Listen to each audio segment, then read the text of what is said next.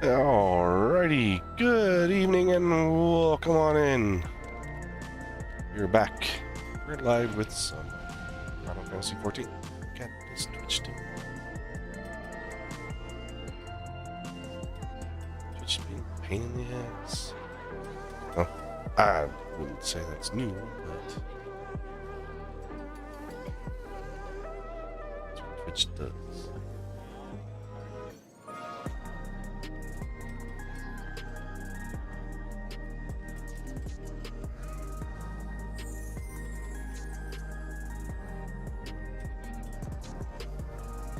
But anyway, welcome on in. We are in Final Fantasy 14 as the 7.2 patch and everything has come out on Tuesday. I did get the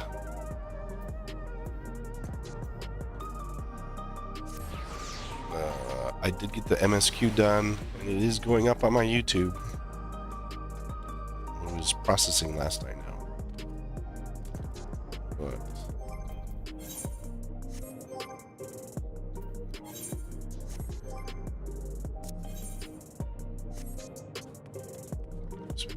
but so we'll actually be doing raids and other things.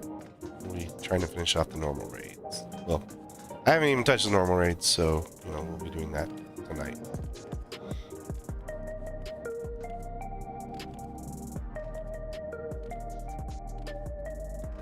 It'll kind of be an interesting one to go into. Souls Under Siege. Hey, Chaos Fire, you're just the person I wanted to see. Cruiserweight matches have yet to begin, but the Uni and I made some breakthroughs in our research on psychonecrosis. Come inside and we'll tell you what we've learned.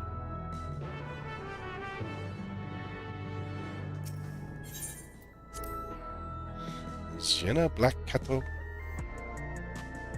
Yeah, Jenna was Black Cattle.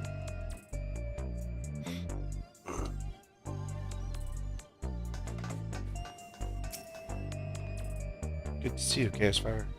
As you may have heard, we've managed to dig up the lead regarding psychonecrosis.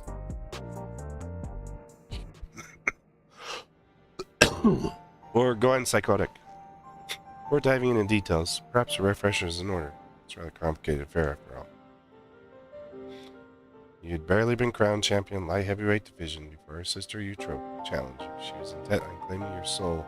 It's mean to cure psychonecrosis. The illness appears to afflict those who use feral souls to an excessive degree. Those such as Arcadian fighters. We learned from Eutrope that the immortalized, who we thought lived in luxury in the upper levels, were actually dead, taken by the disease. Since the revelation, we've looked forward to alternate ways to cure psychonecrosis. We finally found some news to share. Oh? It's all thanks to Nayuni, like Eutropa. She has a sense for electrope technology. She learned to do all sorts of things from tinkering on her own. Oh, Yana, don't give him the wrong idea.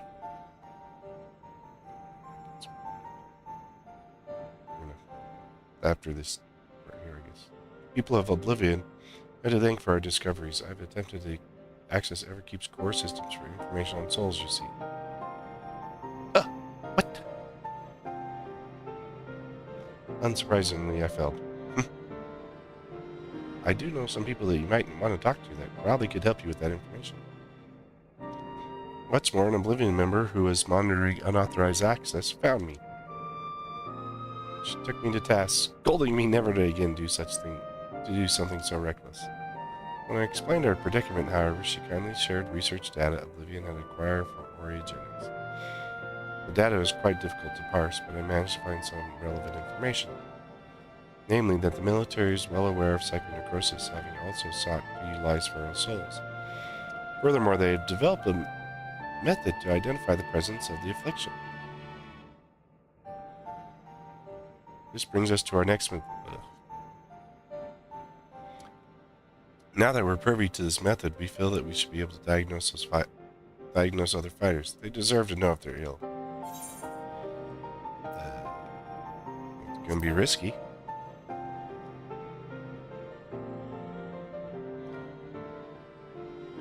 Yes, very. That's why we came to you before taking action.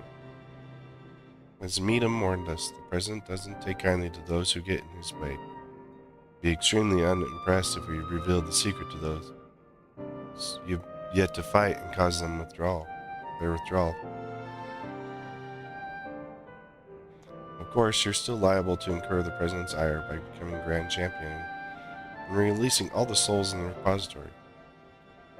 But we should avoid getting into his crosshairs for as long as we can. That's why I propose we approach only those fighters who you've already bested. As they're barred from fighting for a time, it wouldn't have any immediate impact on the championship. There are still risks, however, every time our fellow fighters use a fairer soul to bring themselves closer to psychonecrosis, including in a match against you. Just think of the number of times I've fought you while I've been waiting for the patch. Which is why it's important we tell them the truth as soon as possible, so we can stop this from happening for good. Knowing what the illness has done to you, Trope, feels nothing less than personal. Get water.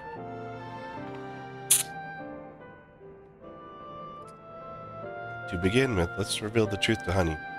Despite being rivals, we're actually quite close. Just a moment while I call her. I don't like Honey be not lovely.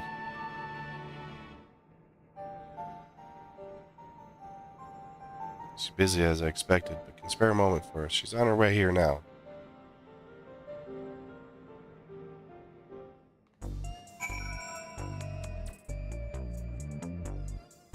I'll be right back. I need some water.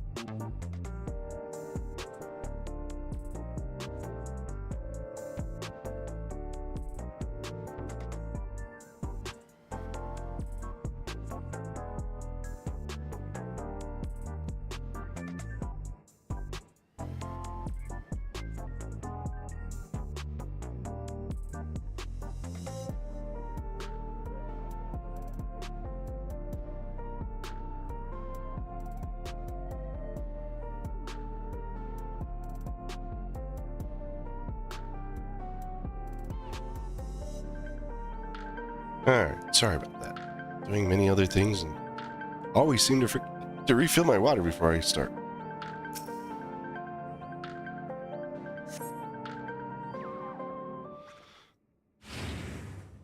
Ah! It's Honeybee.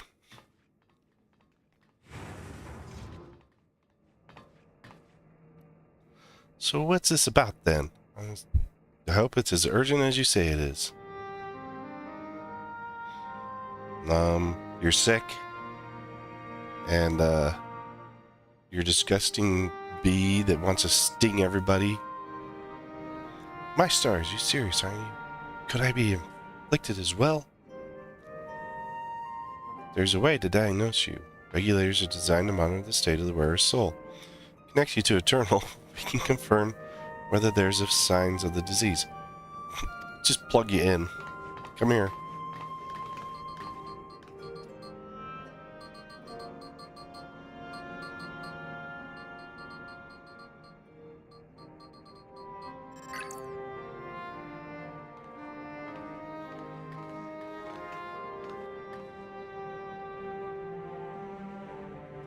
Please be at ease, Miss Honey. Your soul shows no signs of degradation.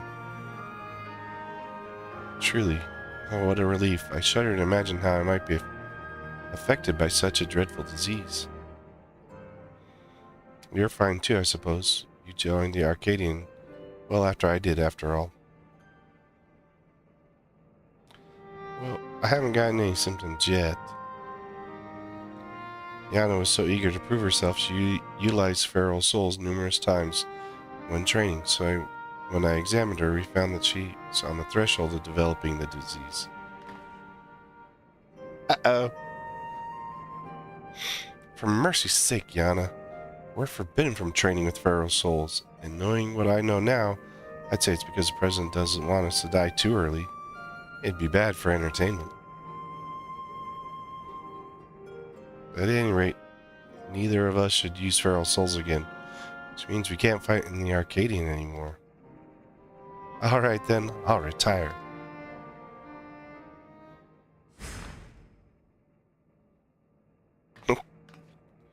Really? I wasn't expecting you to decide so quickly. Well, I've graced countless magazine covers and concert stages. Never shined so brightly as when I fought in the ring, it's true. But everything I've done was so that I could bask in the adoration of people. I couldn't do that if I were dead, now could I? So I'll look for another avenue to apply my talents, and be sure that I'll succeed after all. Bee, bee, bee. Honeybee Lovely, the brightest star in the sky.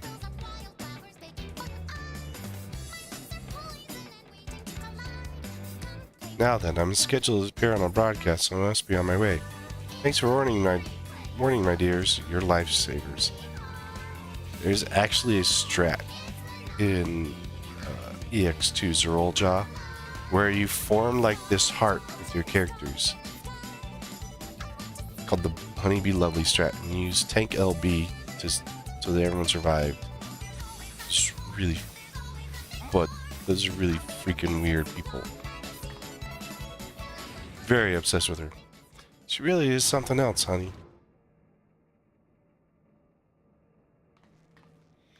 Right, that leaves one other fighter I'd like to inform, the Brute Bomber, who you defeated to become light heavyweight champion. The dude cheats. He's not gonna care. We're not exactly friends, but I won't abandon him either. He's not likely to answer when I call, so we'll need to visit him at home in residential radius 911. 911!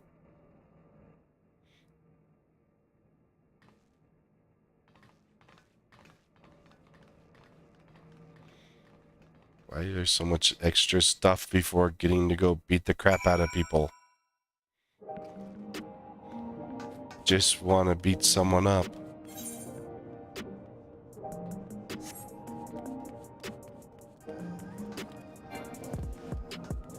Like, honestly, I don't like all the extra fluff story that they're adding on a lot of this. Like, just send me the raids.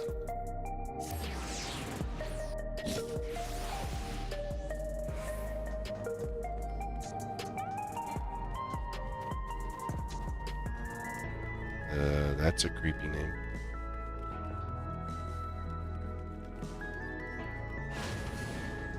We're wearing like 100% crafted gear. Oops, did I go to the wrong one? Yes, I did. Too many residential sectors.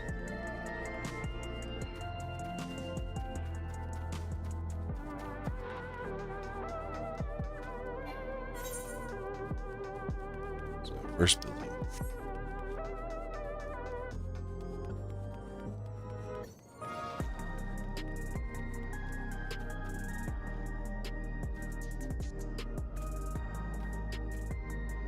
Try to help the dude.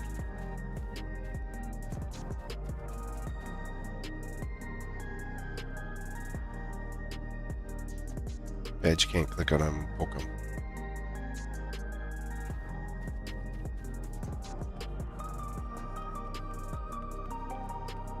That dude's an addict.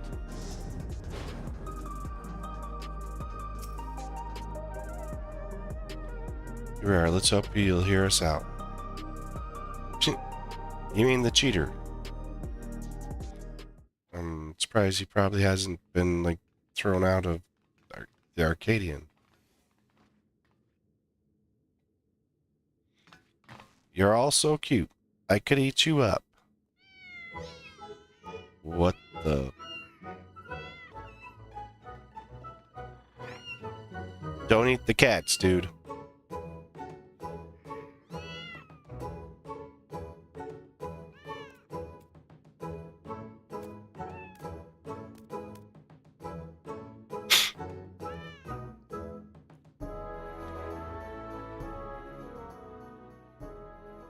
Oh, why do they only flock to you? It's hardly fair. Well, these are my kittens. If you don't like it, you can go back to your woman. Rub salt on the wound, will you? You know full well that she left me.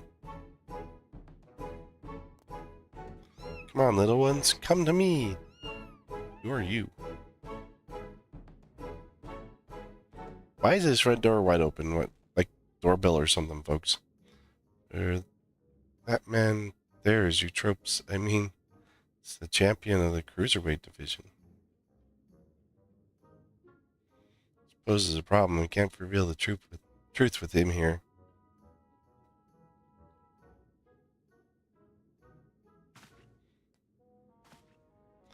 Blazes are you doing here? You want to get your arses kicked? You're a Chaos Fire, the unenhanced warrior, yes? The Howling Blade at your service. It's a pleasure to meet you. I hope we have a chance to meet in the ring soon. Howling Blade, huh? You'll be the Whimpering Blade when I'm finished with you.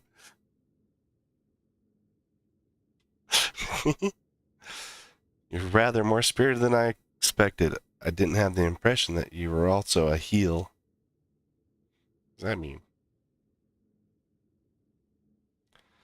At least you wonder, I do not make a habit of wearing a regulator. My parents didn't believe in using them. Yana and her sisters were raised with similar values, as I recall, before adapting to Eutropes' insistence. However, I still use a regulator in battle, like every fighter, except you. Because I don't need one.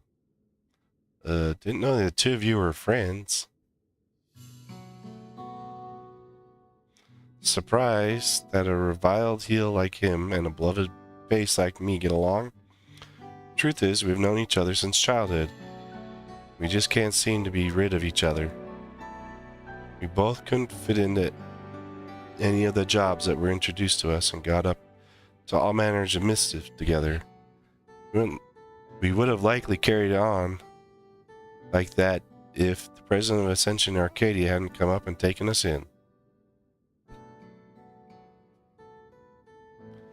Though it isn't easy being a fighter, we feel like it was our calling. Believe it or not, he used to be so shy he could hardly form a sentence, but when he became the brute bomber, it's as if he was reborn.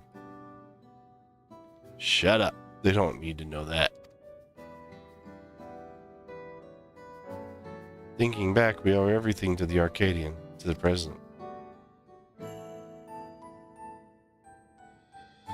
That we do.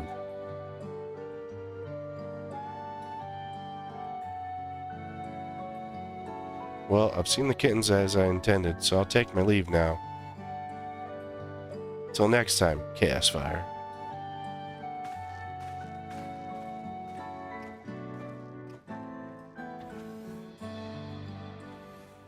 So he's probably our fourth fight. So what do you want? There's something you need to know. Time you turn into the brute bomber, you're dying, dude. Lies, the president would never have the results of the examination. I'm afraid his soul already shows signs of psychonecrosis. But that's nonsense. Uh-oh.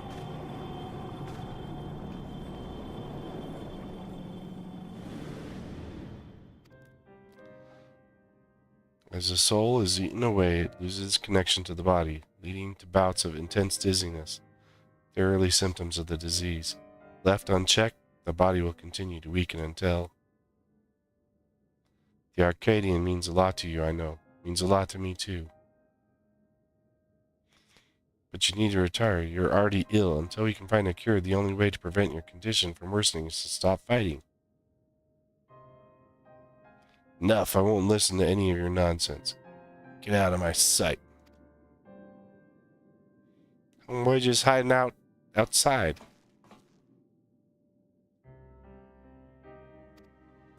We've done what we could. It's up to him what he does now. Let's go home.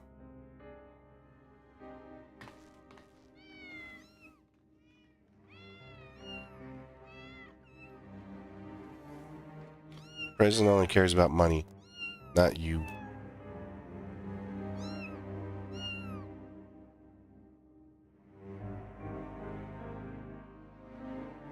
I wonder if we'll see the president for the heavyweight.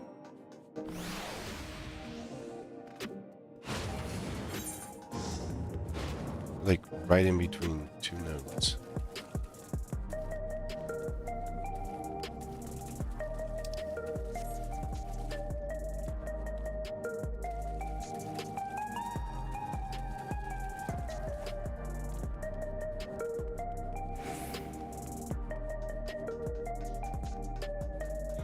This jog debuff, I don't know why they added it or anything. It's kind of useless.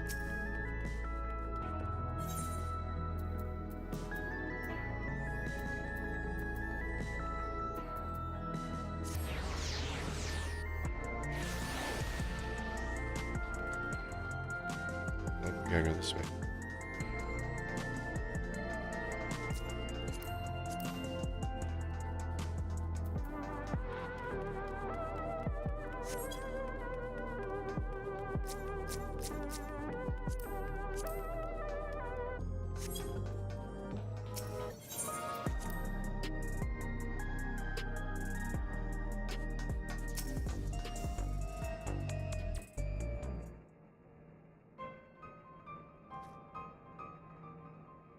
Not only Eutrope, but Brute Bomber too.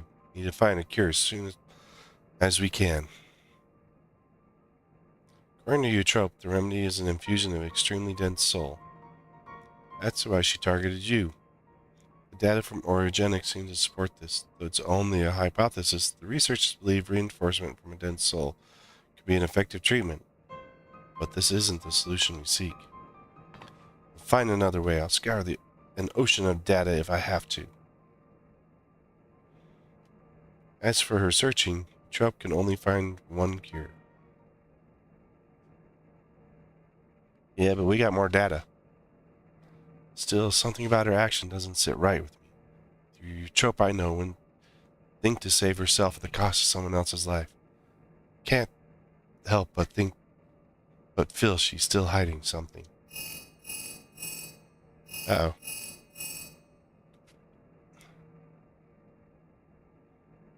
Hello? Alright, understood. That was Metum. Cruiserweight match is already beginning. He wants us to meet with him in the green room. Then best of luck with your next match, Mr. Chaos Fire, and please be safe. I got this. Which, I don't know what take I'm on. Gunbreaker. Who, after being buffed in this patch, is sitting at the top?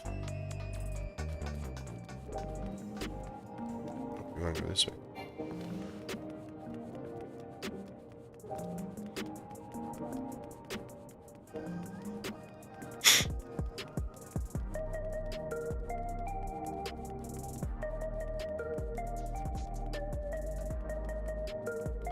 Why is there no connection here?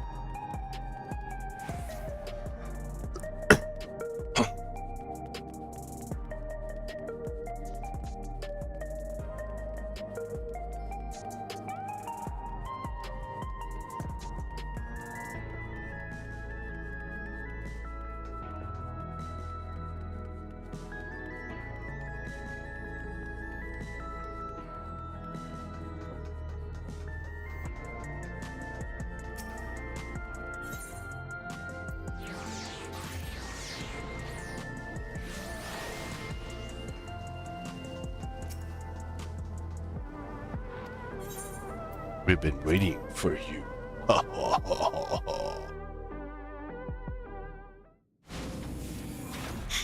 Yeah, we're gonna fight a stupid frog. And here he is at last. Now that party can truly begin. Frog boy.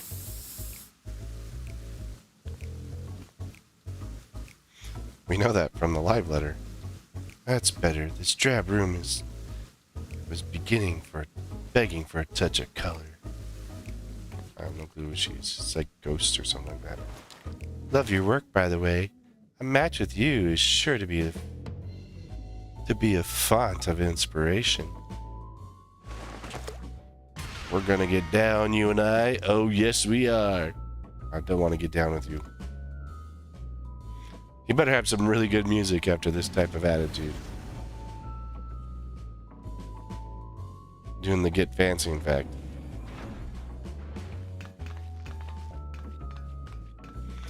As you've surmised, they're your rivals for the Cruiserweight division.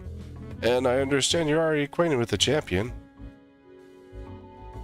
Given the situation in the realm, you may have doubts about fighting for entertainment. But it's now most of all that the citizens are in need of diversion to help them forget their cares. Counting on you to captivate the audience once more with rousing combat and make the very walls of the Arcadians shake with excitement.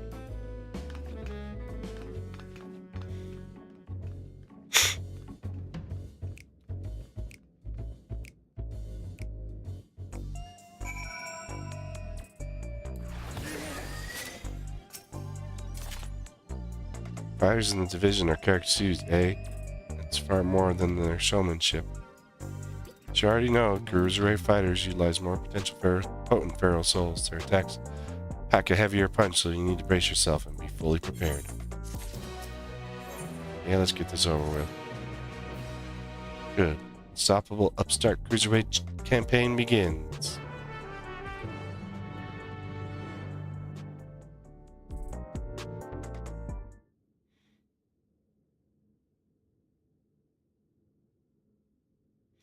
Right, let's take a look at your first opponent. Frog Boy! I think. Yep, Frog Boy.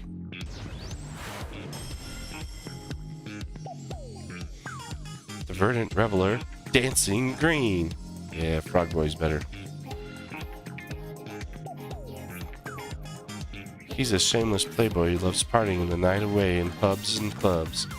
Even his Arcadian bouts he treats as parties where he is the center of attention. Using the soul of a terrible toad, he gains heightened physical prowess and seamless incorporated dance moves into combat. Victory will come down to how well you ride the rhythm. Okay. So it's about rhythm. Your best bet might be to treat the fight as a party as well. Let yourself go with the flow. You just might be surprised by what follows. That sounds like Honeybee all over again. Now then, go and show the party animal you've got moves of your own and seize your first victory in the Cruiserweight division. I feel like he's going to be like a... like, we're going to have like colored squares and we're going to have to move around on.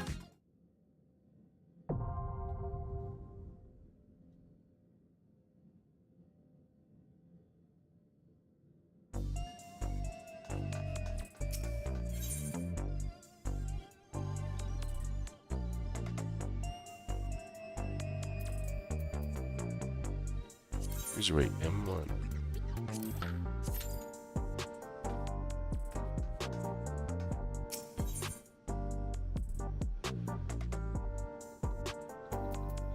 So we have M1 through 4, M5 through 8. So let's see, we're going for, I think it's a headpiece.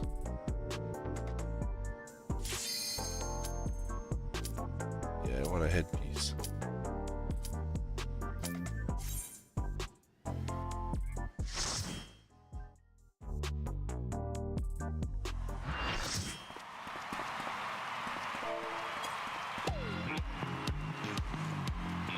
Going to Disco Town.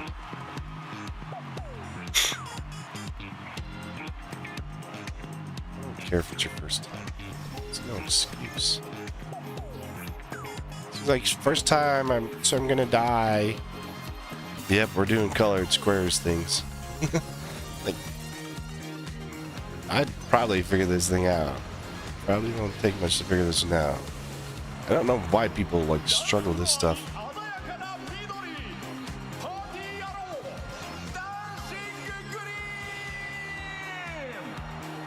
I don't know why the thing changes his glasses in the big big bug eyes, I guess.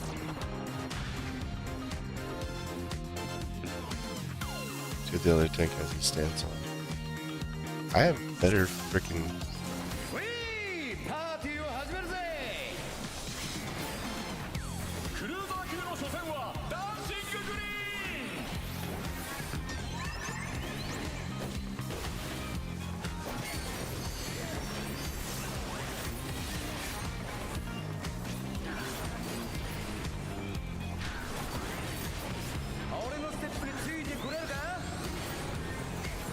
Okay, it's doing something on that side.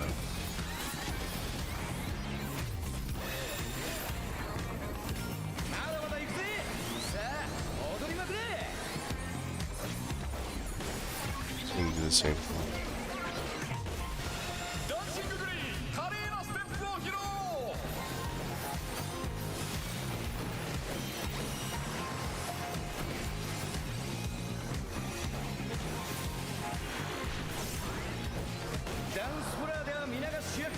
Okay, this is where we gotta shift colors.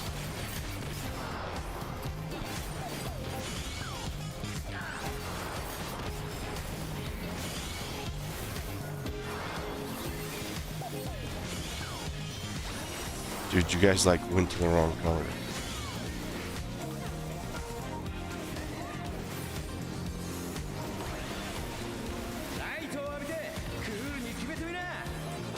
Okay, we got something with the lights.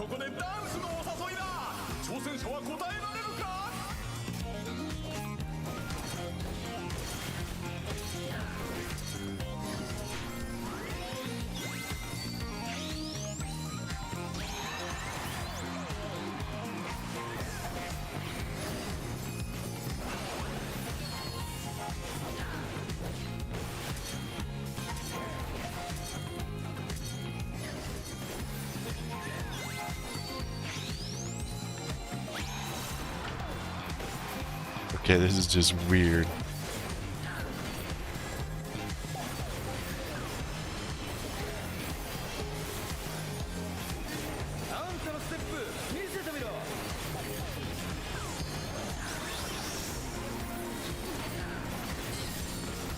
Okay, it's gonna move down on the colors.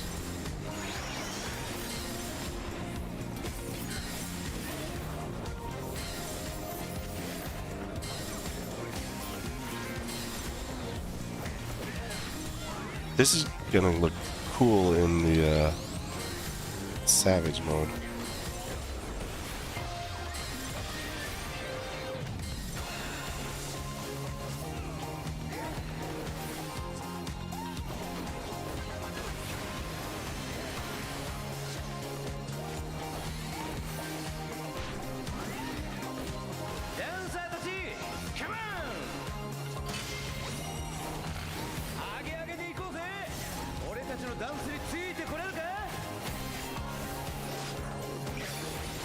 Advance ensemble.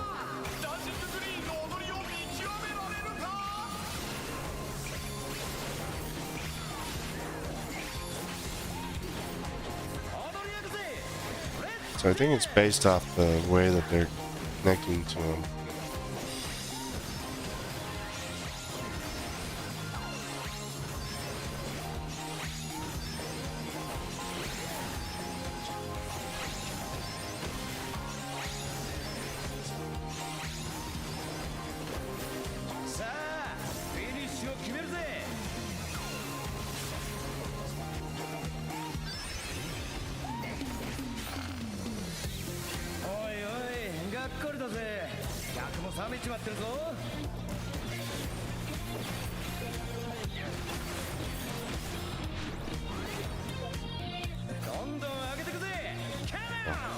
the same side with it anyway.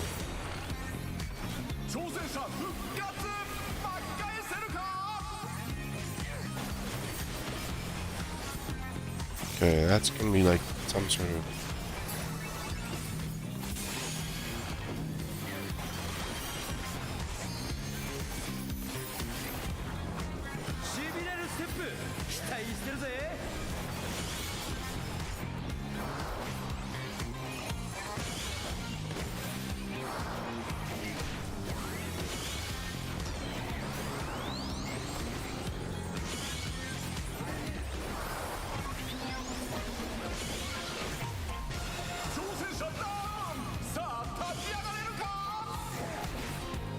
Uh-oh.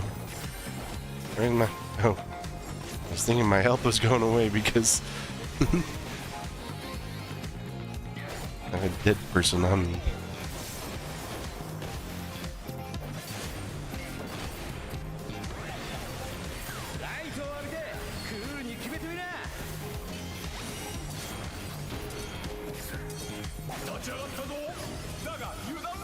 Oh, I missed it. Okay, that's what happens when you miss a light, at least.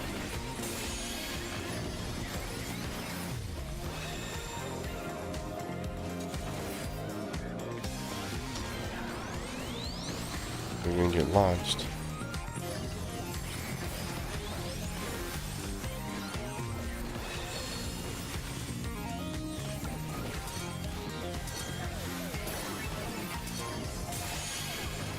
Ooh, that was not good on me.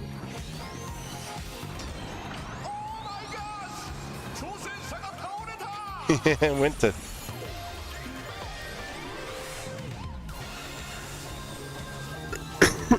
Uh-oh.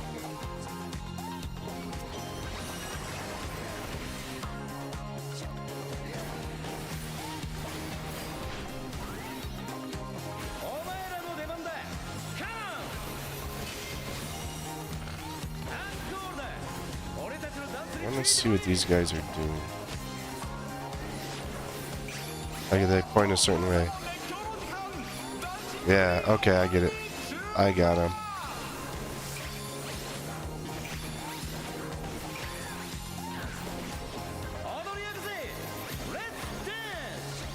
I got these guys.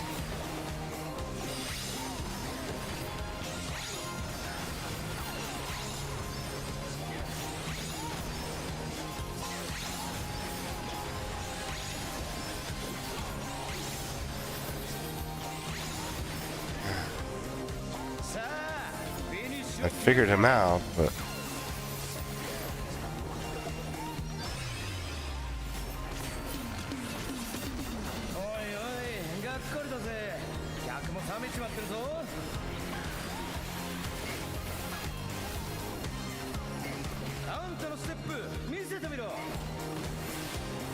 Ride the waves.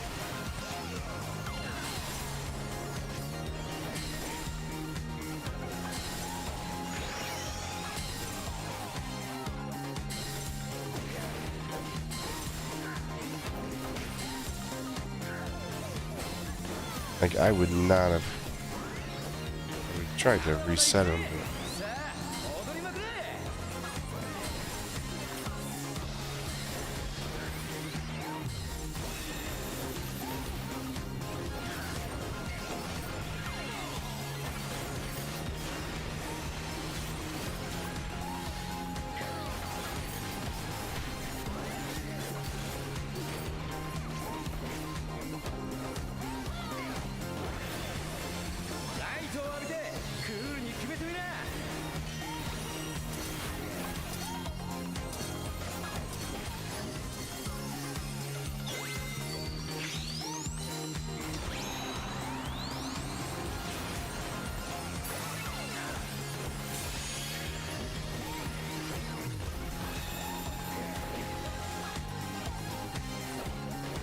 Oh, he didn't need to be in the light yet.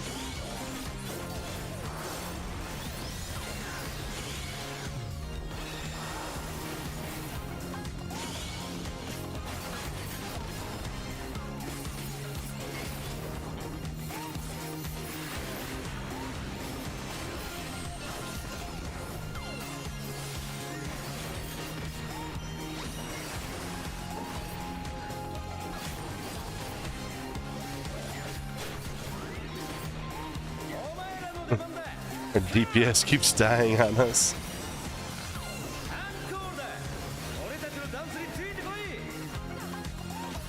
This guy's nothing like Kefka. Someone's like, this guy reminds me of Kefka.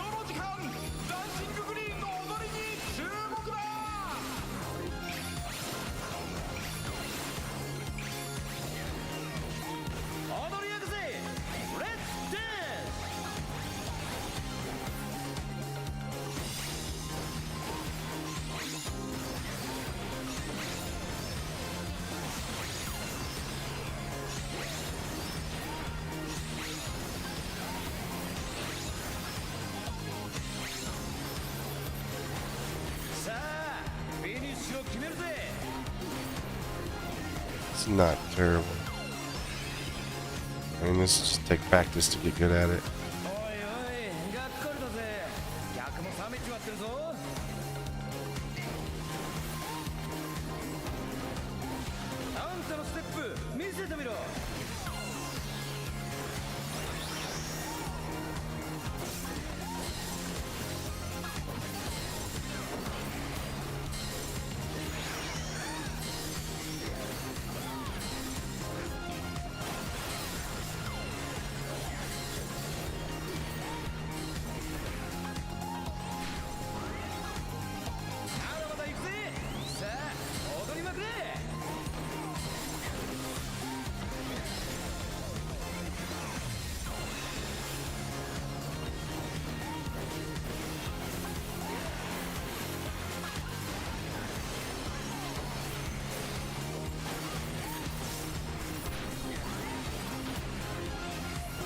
Now we're in slather repeat mode. Oh, shoot, screw that.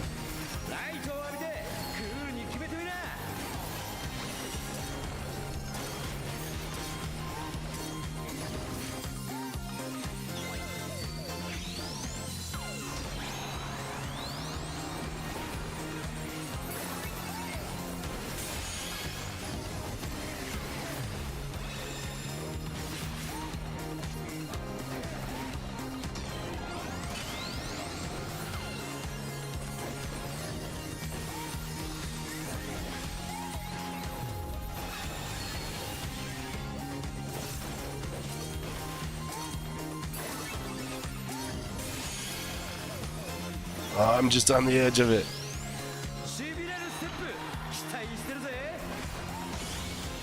There's only one safe one.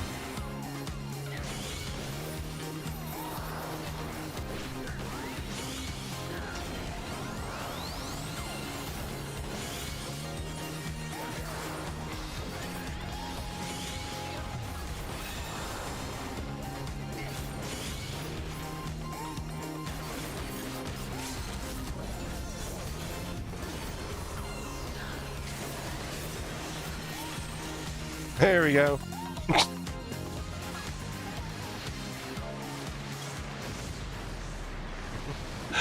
That was a interesting fight. He's KO'd. He's KO'd, dude. We know.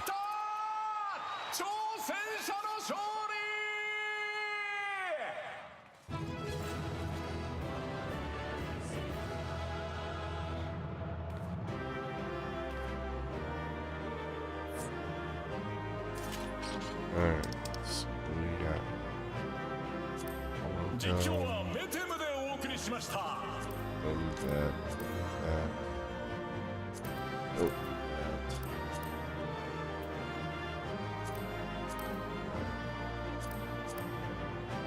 Oh, that's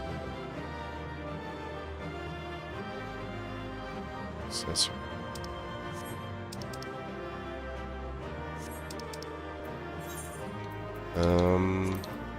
Give it to the red mage.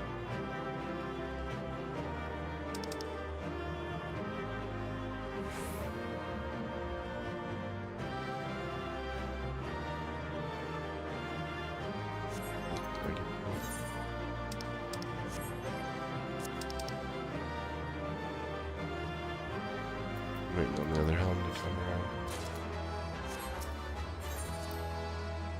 Alright, got my one helm. Well fought, Castfire. With this victory, you've proven yourself a force to be reckoned with in the Cruiserweight division. I need directives.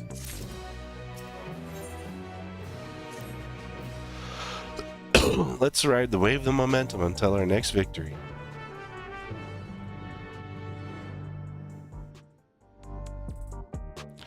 Yeah, beat up a frog. Now what I gotta beat up? And here is your next opponent. The ghost? The graffiti artist?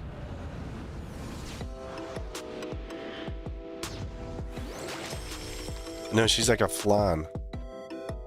A fighter who lives and breathes arts. She uses the ring as a gallery. Sugar Riot! Sugar Rush. Is Penelope here? Before coming to the Arcadian, she was a graffiti artist, you see.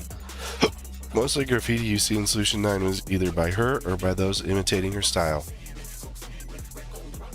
By injecting herself with the soul of a deadly pudding,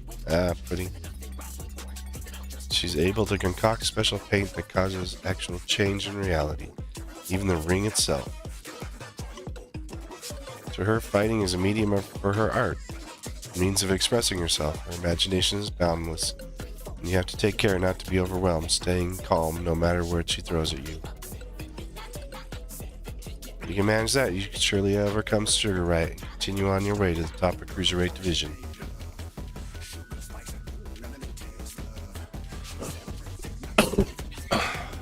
Okay.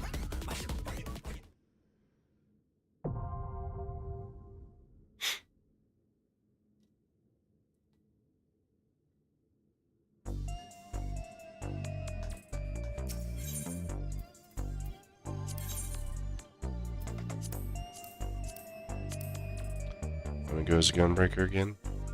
I like the Gunbreaker. I just focus way too much on other stuff. Actually, like getting all my rotation in properly and actually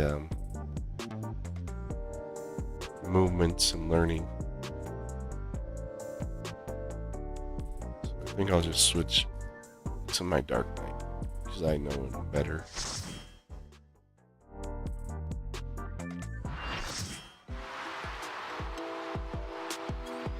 What the? Welcome to Splatoon. I wonder if people are making Splatoon jokes. Oh, looks like I got another dark.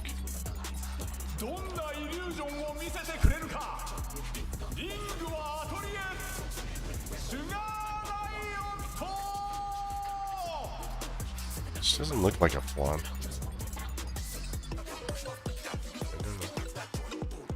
I haven't even got out of the...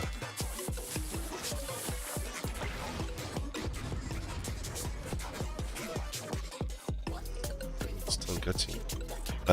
Probably the one with his freaking crap up. Even though, well, I've got more MP. I've got more health. But one with his stance on. He doesn't want to do it.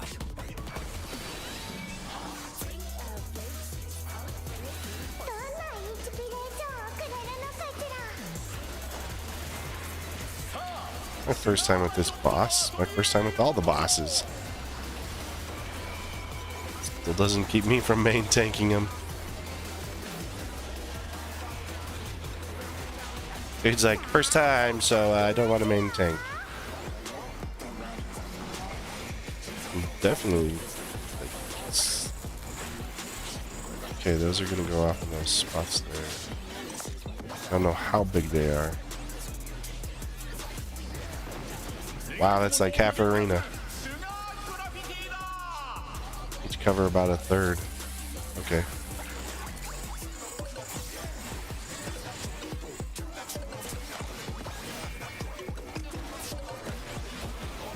What the? We all just walked into that one. Now we're shooting arrows. These are going to be lines. So I should be good right here.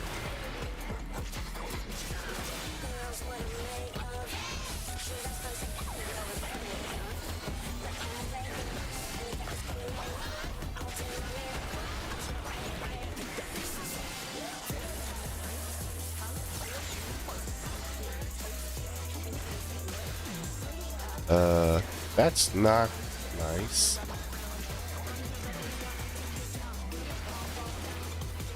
Okay, they're gonna go line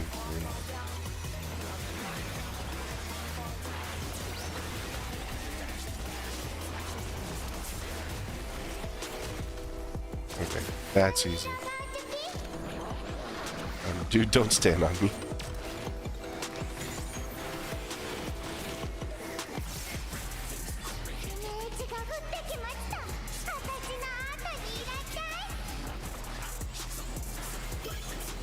Okay, it's connected to the...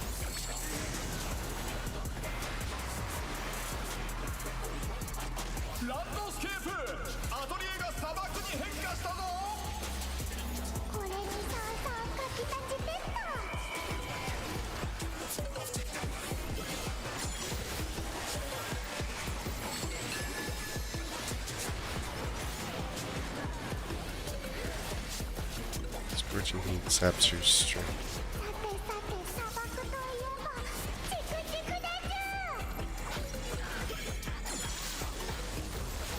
Now she's drawing cactuses. Feeling that they're going to show up in the middle of it.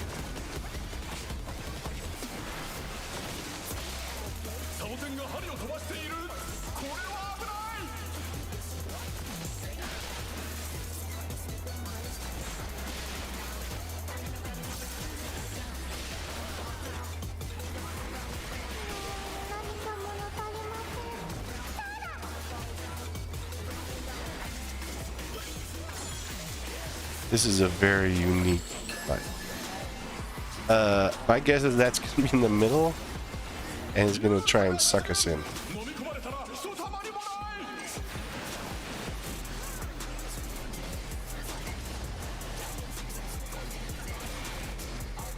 We got cactuses again. Trying to reposition here.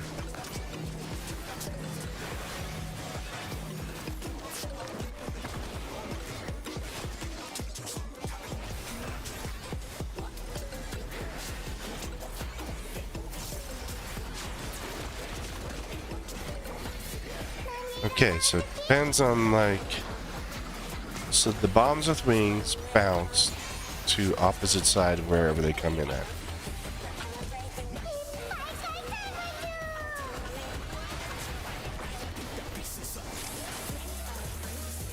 Just doing arrows and targeting.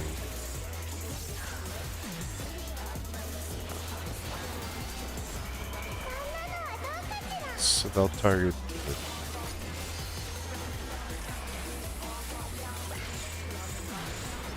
We got bombs and then arrows.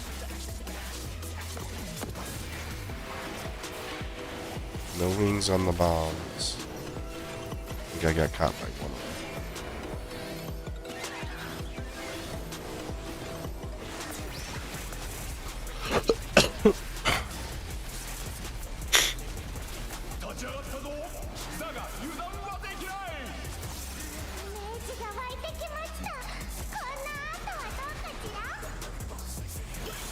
Alright, we're drawing something in the middle of it. Now we're doing mountains.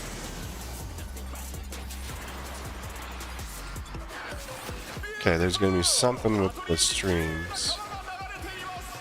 So we're going to not want to be...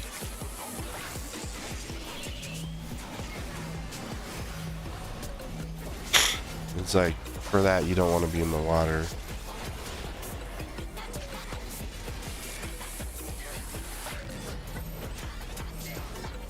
For this, you do want to be in the water. Or did we not?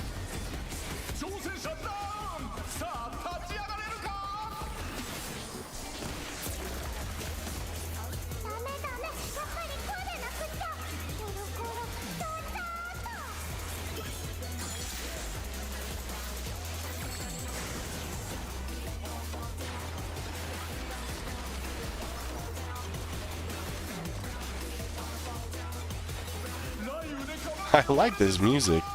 I gotta say, she's got some decent music.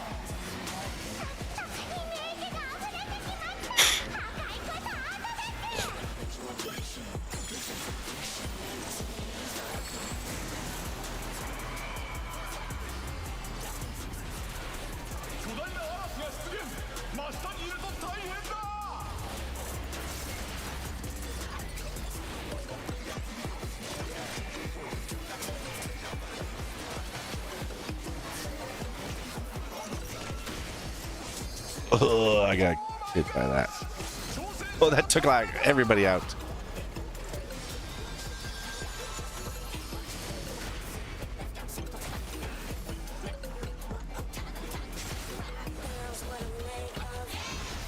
We can get a healer LB3 off.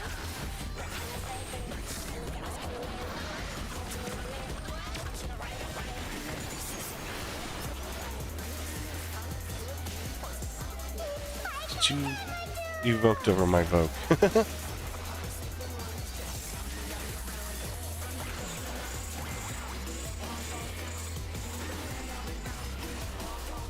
Okay, they're wing ones, so they're gonna go to the other side. Oh, both healers down. We have no reserves.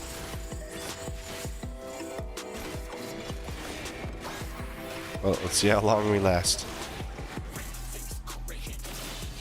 Oh, good. It's an instant death wall.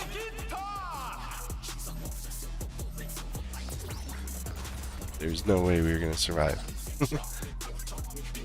Alright, I got this one. Pretty good.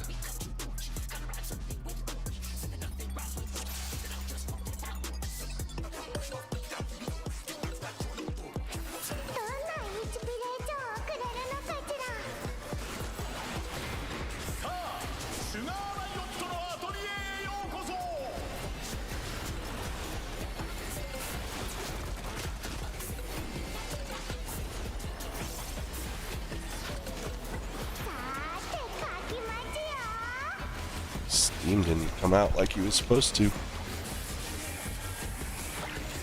Alright, at least I got this, all this stuff figured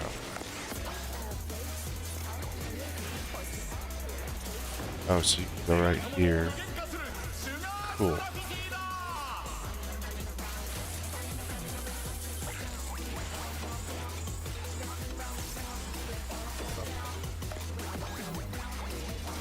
This is like, you always get some good raid music and some not so. This is actually good.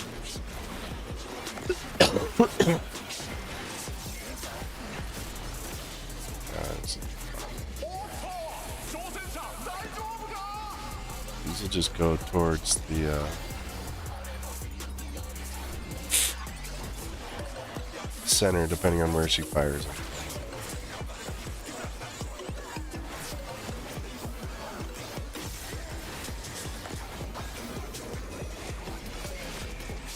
Let's cut off right now.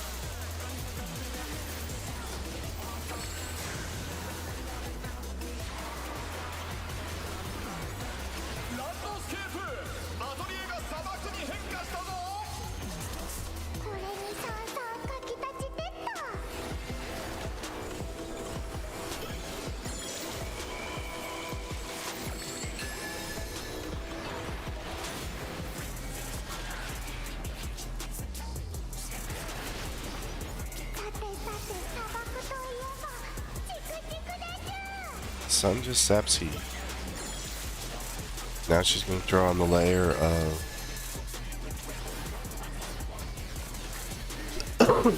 cacti.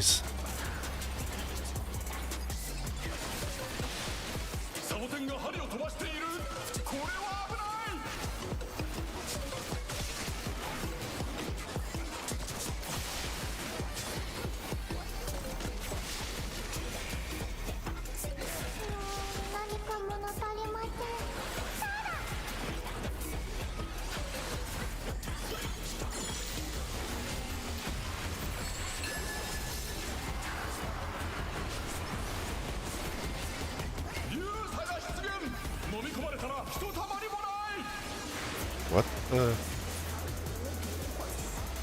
I don't know what happened there. I got rescued into it.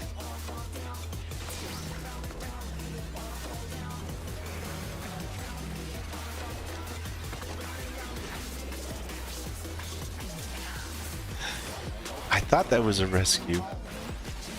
It looked like a rescue. Hey dude, recenter the boss.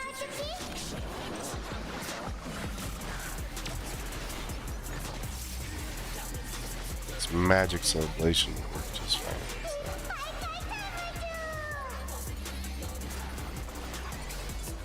I don't know why the guy's holding there.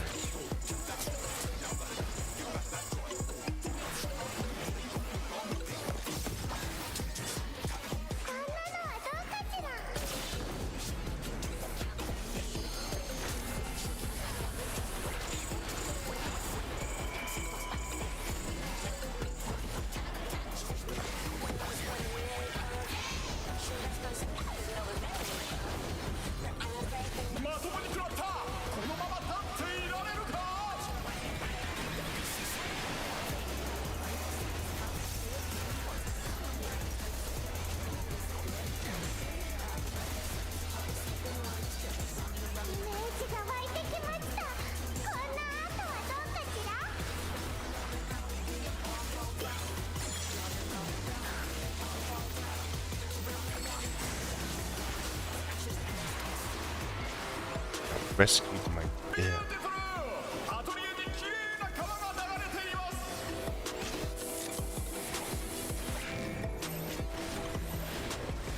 No, get in the water, get in the water. There you go.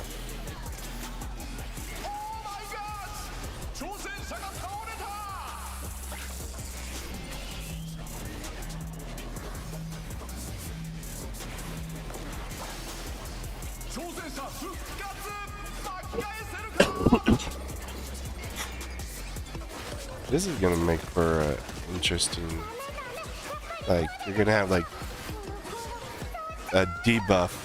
My guess is like for like the lightning and then for the lightning and the fire, you're gonna have like a debuff, and part of them will have to go into the water for it, and part of the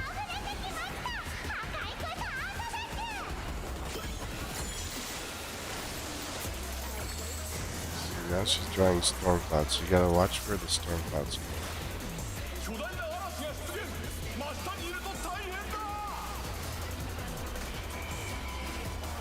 And if we, no, go this way. Go this way. Go this way. Come over here. Bring her over here. Trust me.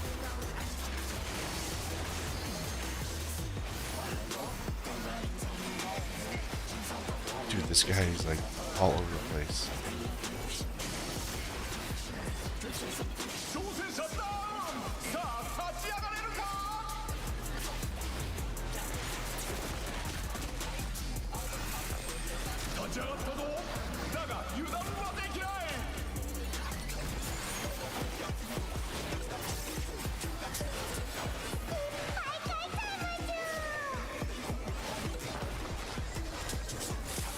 Now we're gonna do guns and arrows again.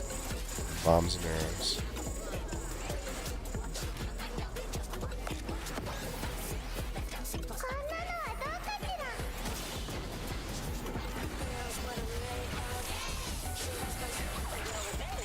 Bombs and winged arrows.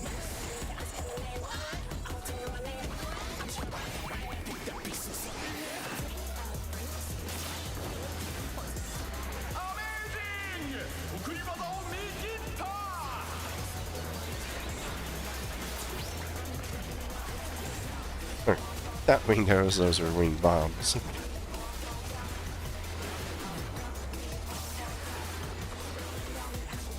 Now it depends on what she's drawing this time. Okay, we're going back to the forest. Or the plains, or whatever you want to call that.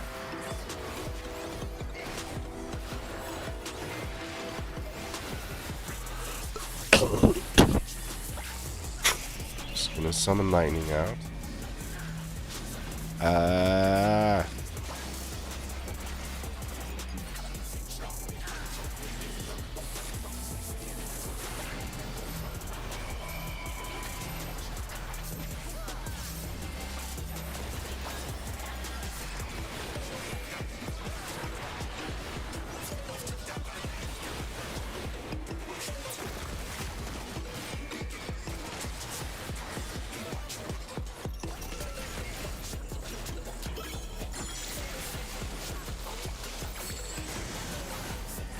Muddy water, just got lightning.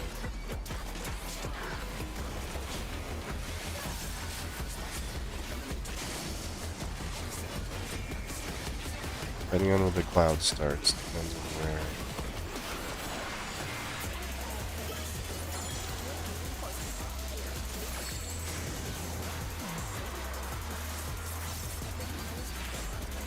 Okay, we're gonna be rotating this way.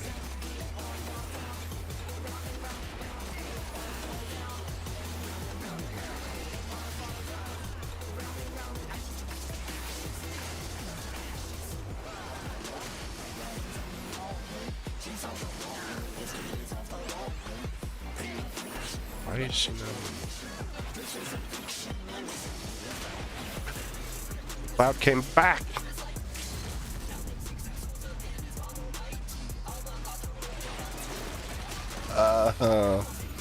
It did it differently the other time.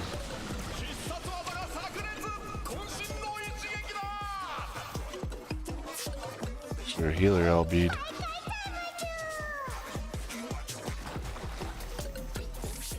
Do the two of you? I know, we got one healer in there.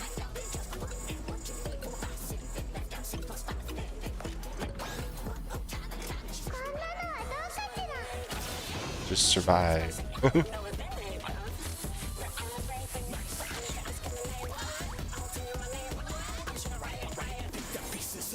There we go. That was fun. I didn't realize that the cloud went backwards.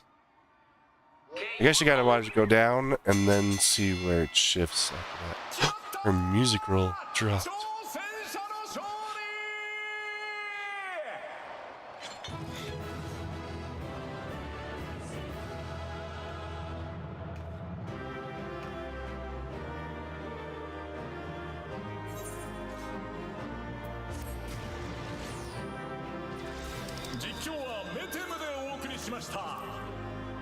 So, okay, we got a helm.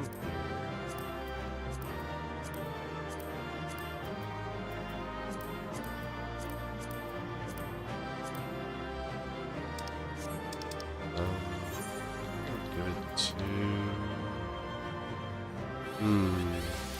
Give it to Black Witch.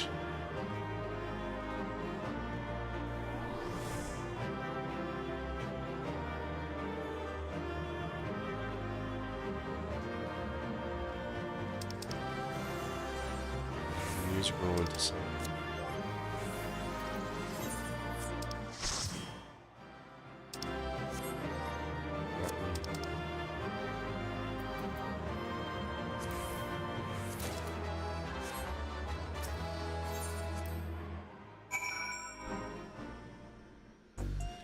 Got 2 comms. I can get another ring.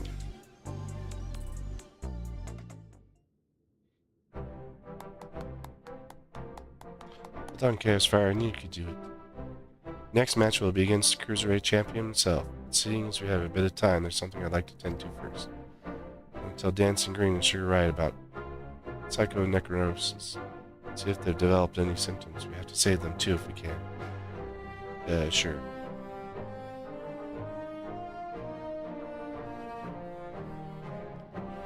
I've borrowed Nayuni's terminal so we can perform the examination here in this room. Rest assured, I've already checked for listening devices. The two should be here any moment now.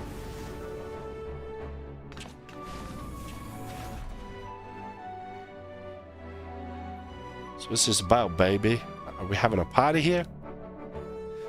If that's the case, I'll excuse myself. I'm rather keen on give form of the inspiration you've given me. No, we got some psycho crap going on that we want you to know about.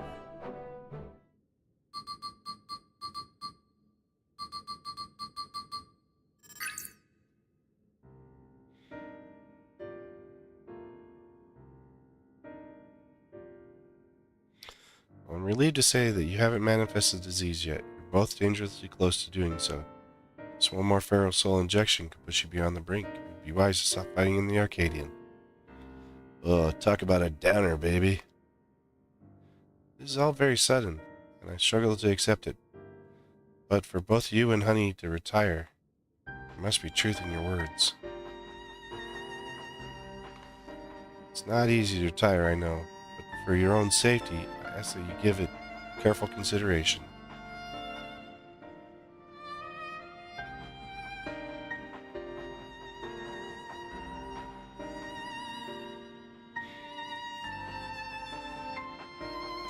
She looks like she's gonna cry.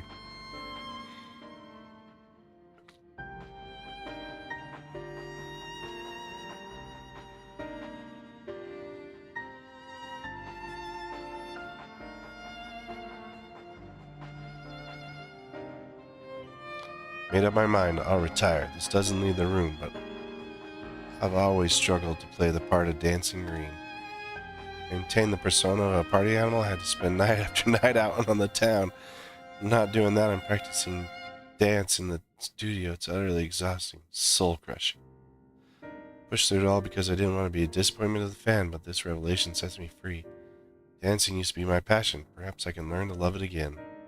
I always thought you were a genuine party animal, living only to revel. To think it's actually a burden on your shoulders.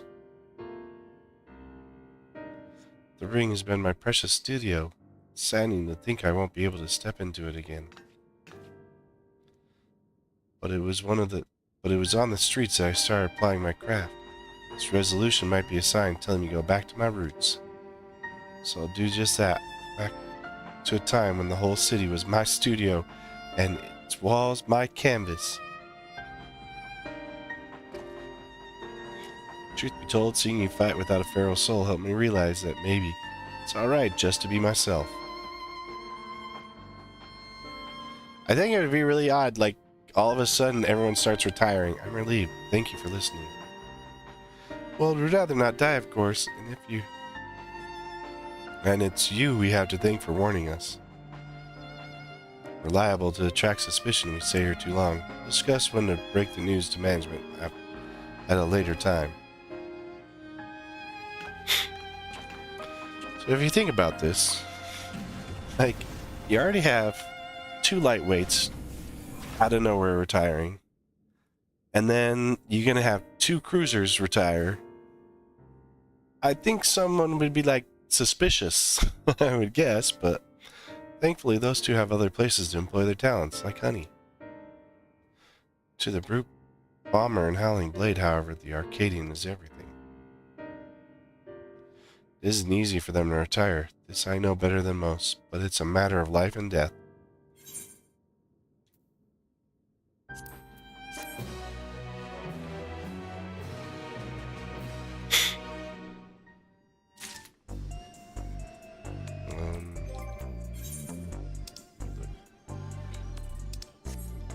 Do this before I can go to that match.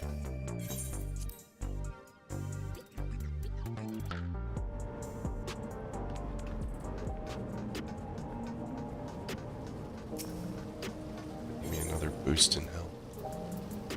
To the arcade. I need the ring. The ring gets crit.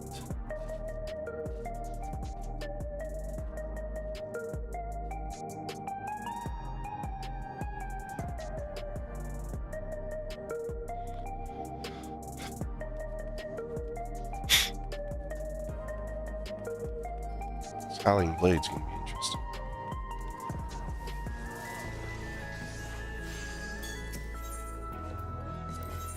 All here. W.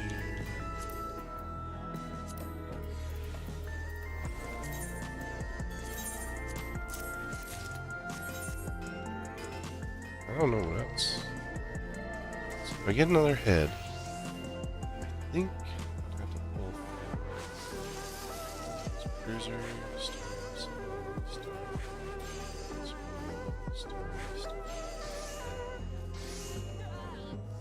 check Dragoon 1. Cruiser boots.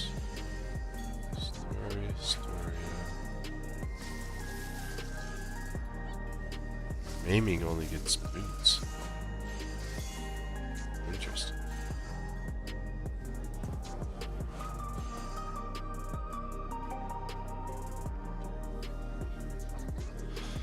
Okay. I can take that. That's easy.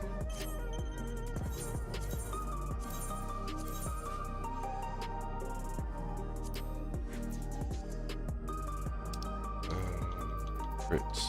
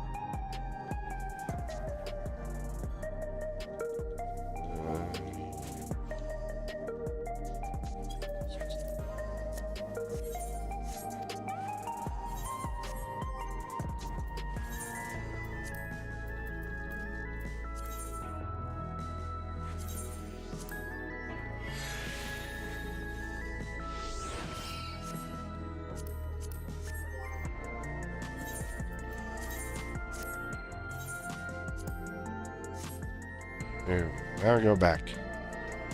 So we got even more health. More health and more power.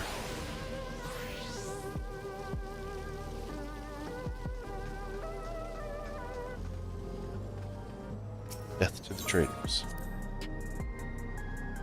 I don't know who you call a traitor here, but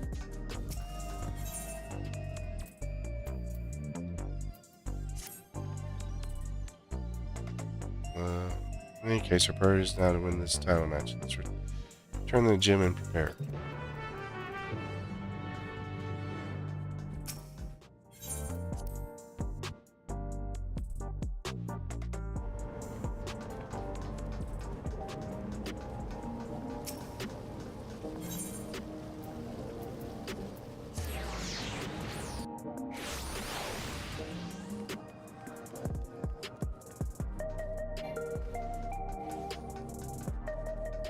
Why is the gym so freaking far away?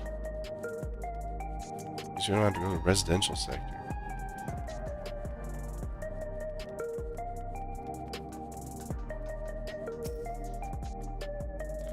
The uni will be relieved to hear that both Dancing Green and Sugar Riot plan to retire. Come on, let's share the good news.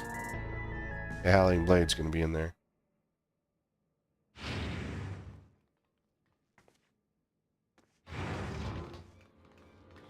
Thank goodness you're here. We have an emergency.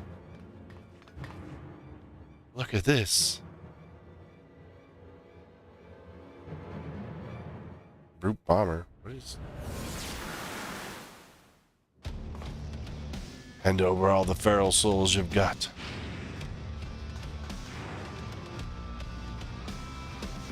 This is unbelievable, folks. Just when we thought the brute bomber couldn't sink any lower, it seems he now intends to use unregulated feral souls, and several of them at once besides. The madman's going to turn himself into an abomination. It's a violation of all the rules. You'll be banned for this. Shut your bloody trap and get out of my way. Oh!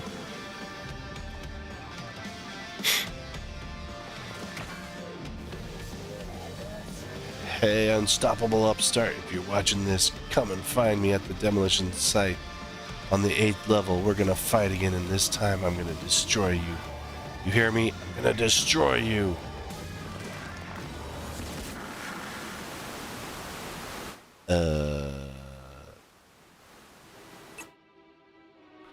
That idiot, instead of listening to us, he goes and does this? General public is unaware, but the doping tonic that Brute Bomber imbibes during his matches is actually a harmless prop he uses as part of his ring persona. That's why his matches continue even when he's disqualified. Using multiple feral souls at once, however, is expressly forbidden due to the extreme danger it possesses. Doing so warps the flesh irreversibly, turns you into an abomination. As Mr. Meatham said, in the worst case, will kill you. This is likely because it's greatly accelerated the soul's degradation, leading to psychonecrosis. Hey look, it's Meatham. You went and told him about the disease, didn't you? Despite my warnings, you went and told him. I'm sorry, but we couldn't simply leave him to his fate. Well, he ended up taking matters to the president, who naturally denied the existence of the disease. Naturally, the brute bomber chose to believe him. It's not all. The president has sanctioned a grudge match between you and him, and between him and you on one condition. In order to stand a chance, he has to inject multiple feral souls for the fight. I made a great fuss on the broadcast about us using unregulated feral souls, but it's all staged. Everything is according to the president's script. He wants to get rid of you, and he's using the brute bomber to do so. But the brute bomber are always exhibiting symptoms of psychonecrosis. Let's kill him. I know, I tried to talk to him out of it as well, but he refused to listen. For him, the president's orders are absolute. Make no mistake, the match will go ahead. Even should you ignore his challenge, the brute bomber will inject himself with his assembled feral souls and come for you. Besides, if you still intend to become the grand champion and release all the souls and the Arcadian's responsibility, I fear there's no way except through this fight. So prepare the best you can, then meet me at the Arcadian. I will have a chauffeur take us to the venue.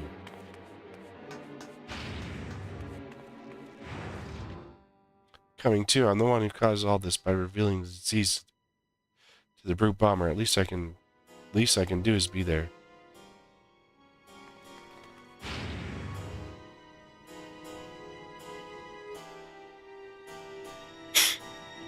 Dude was already going nuts. We could already see it. Like, we just kind of gave him that extra little push.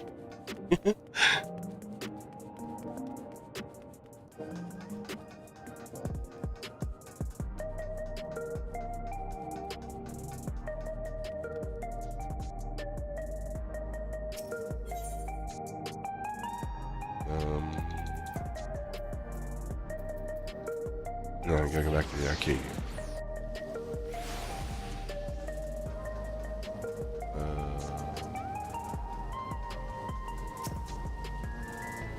Mr. Chaos, I awaited your arrival. My pleasure to escort you via air wheeler to the location of your match, the 8th level demolition site. All has been made ready. The broadcasting equipment is in place, and the rest is assured. The device for manifesting your allies is as well. Just say the word, and we shall depart. Okay. Okay.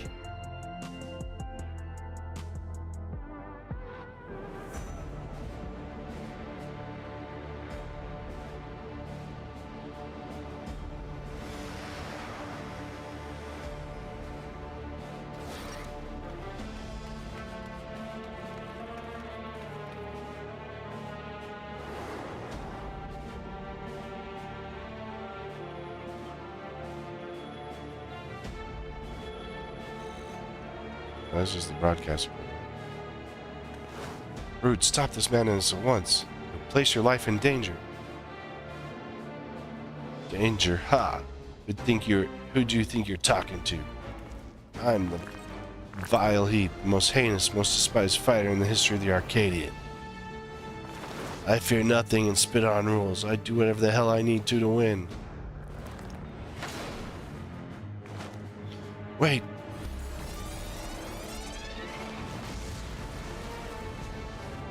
So we have to fight an enhanced version of Brute Bomber. Oh, he's gone and done it. He injected himself with several pharaoh souls and transferred into a terrible chimerical fiend. It's no longer the Brute Abominator, but the Brute Abominator.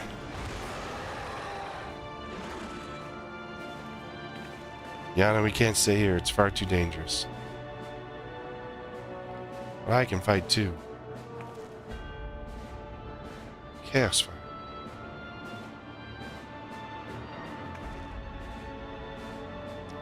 Alright, I'm counting on you to knock some sense into the fool.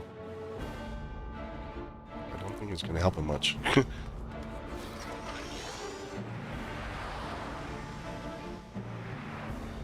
Like... I mean, it looks like we got, like, part Ochu in there. A couple other things.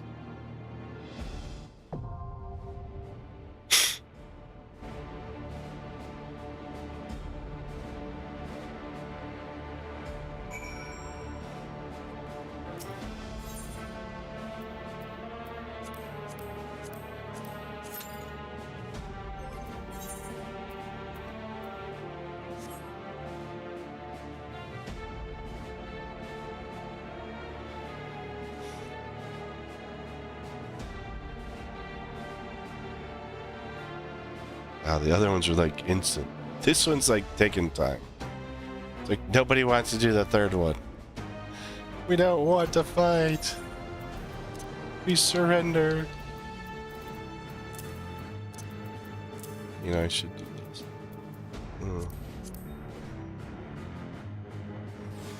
I should have had that on the whole time. I forgot to eat food.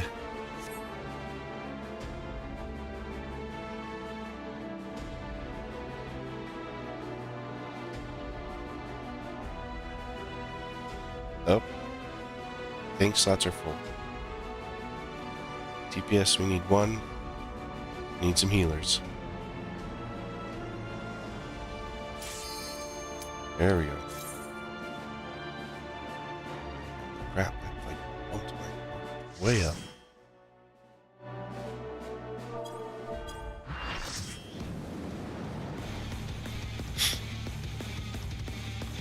This one's gonna be an interesting fight.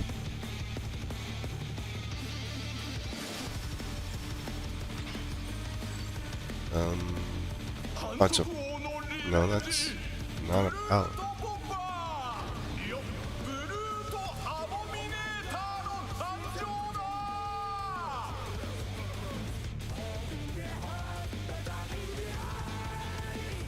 Twisted Vengeance.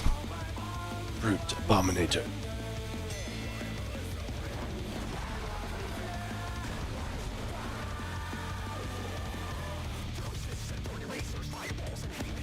I got more health than Ish. Okay. You can let me main tank it.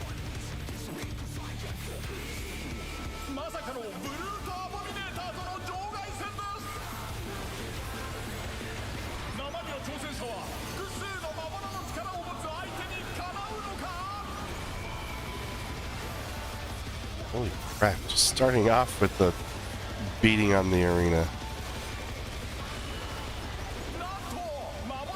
Okay, he's got a...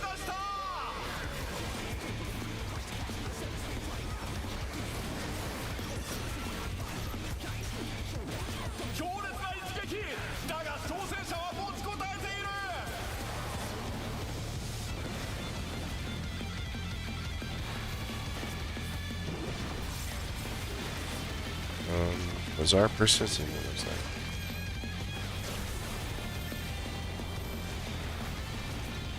I didn't even see the stack.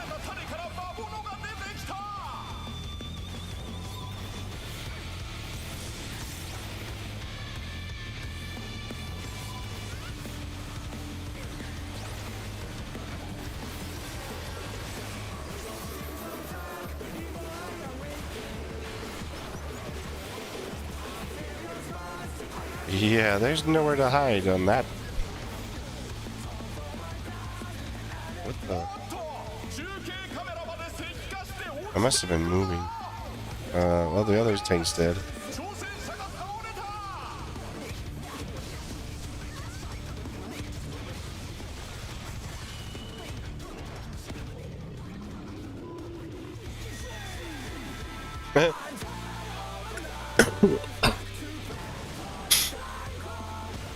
There must have been a get in.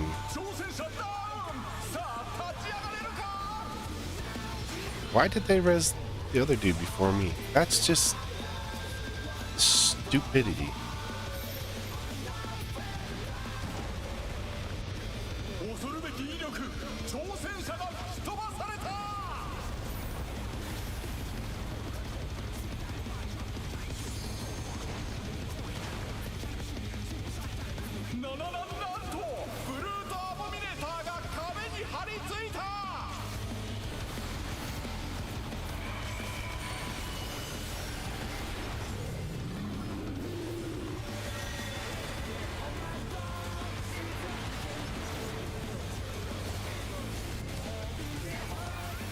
It comes up fast.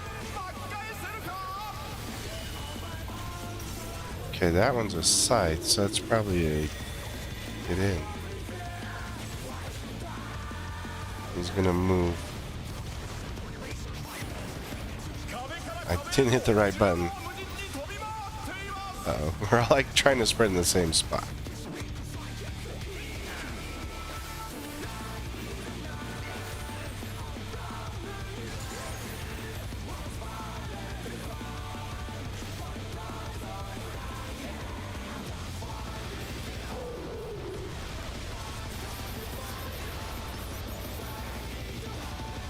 That cannot be a good sign.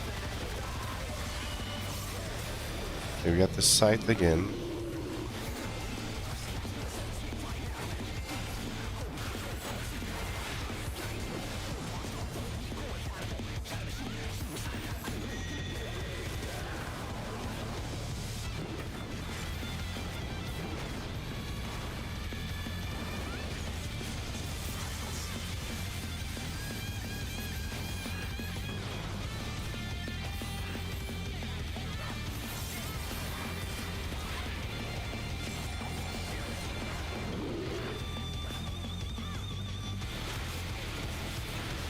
This is a fun fight. This is going to be an interesting savage fight.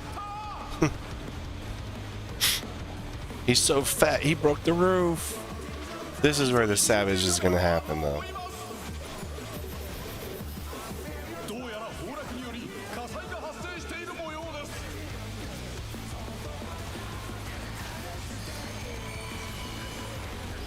And he's got both weapons out now. So now it's figuring out which one he's going to go first with, which one he's going to go second with.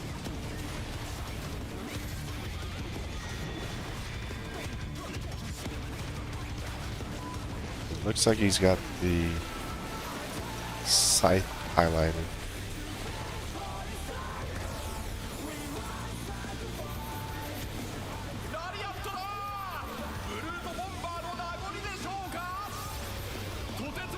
And then it's stay out. And we got a stack here in the middle.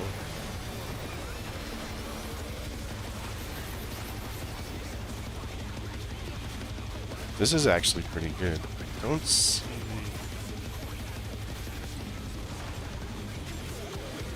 I see. Someone was bouncing. And that's a new maneuver.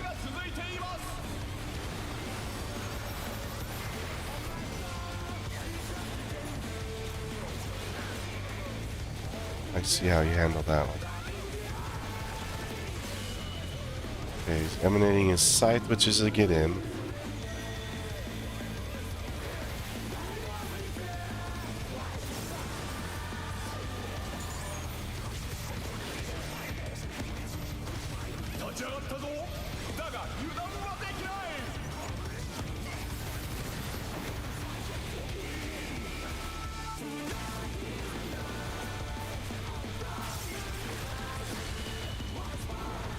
Okay, he's got both of them emanated again.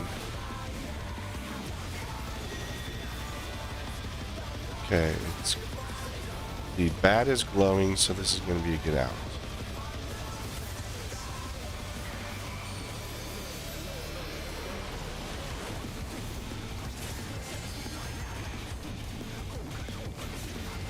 That's going to be the scythe is going to be over here.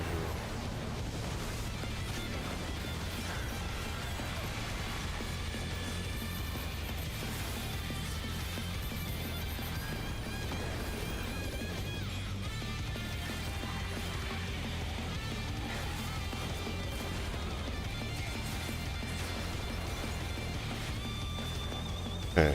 Brutal impact, not sure what that is. Oh, that's just him bouncing.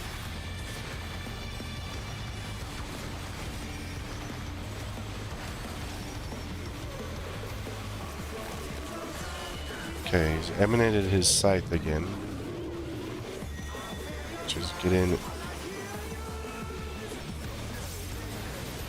Run the scythe, and then...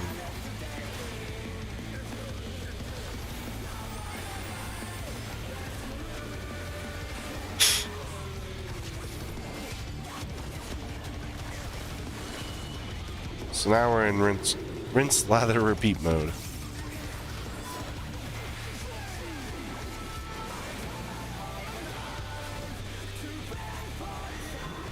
Okay, club is... So that's going to be get out.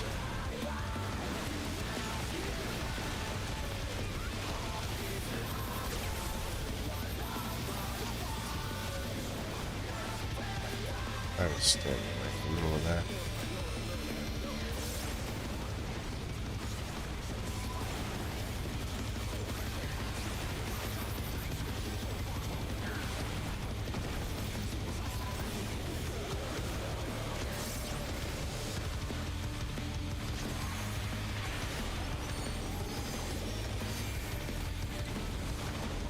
I was jumping!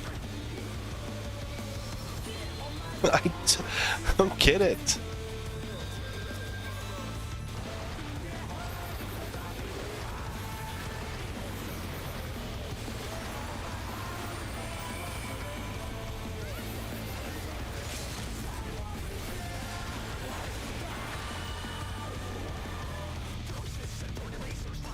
It's a...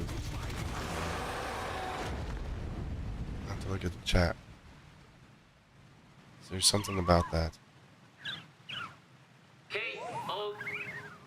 He's dead. Wow, that was an interesting one. That's definitely gonna have like quite a bit in the Savage.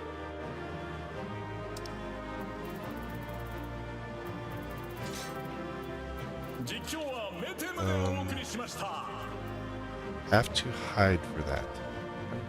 Okay.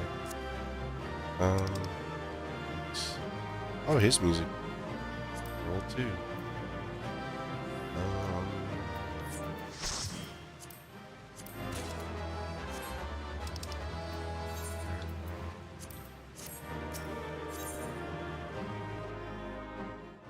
So now I got my helmet. I can grab the helmet before the next fight. So what's happened to him?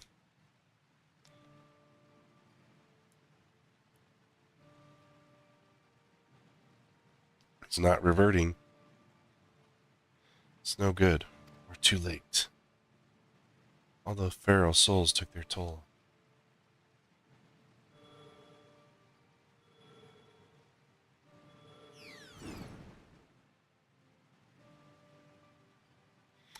The President had the broadcast cut the instant the match ended, so as not to reveal the terrible side of his entertainment. He remains furious that you divulged information on psychonecrosis. I'll do my best to appease him, but I fear little will come of my efforts.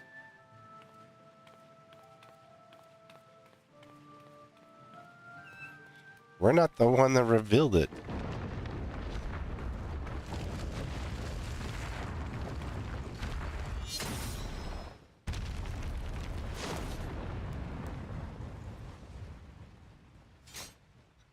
Like, actually came from our sister. You got a big sword. Never thought you'd be the first to go, old friend.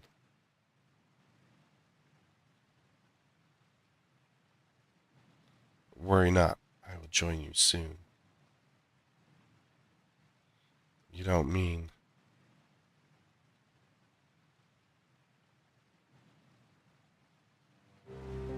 I'm afraid so. I've been suffering the same symptoms for a while now. But I didn't understand how serious they were till I overheard your conversation. I too have psychonecrosis.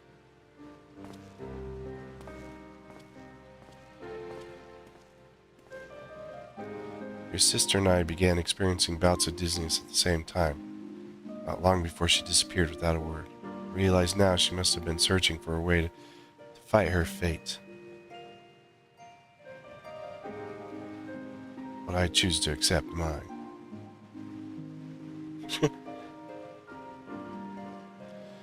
Come from beyond the barrier, Caspar, and no doubt you find it unsettling for us to use souls to cheat death. Having been raised without regulators, I felt much the same.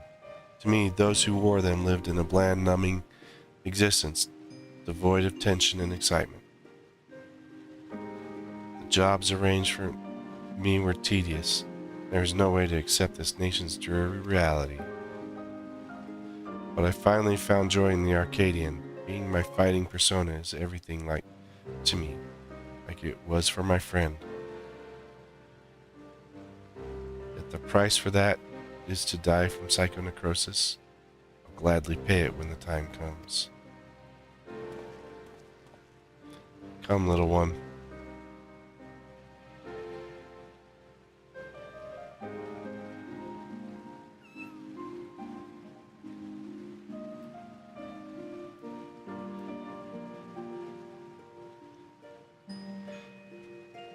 I usually like gonna kind of crumble and you'd see his body there or something like that.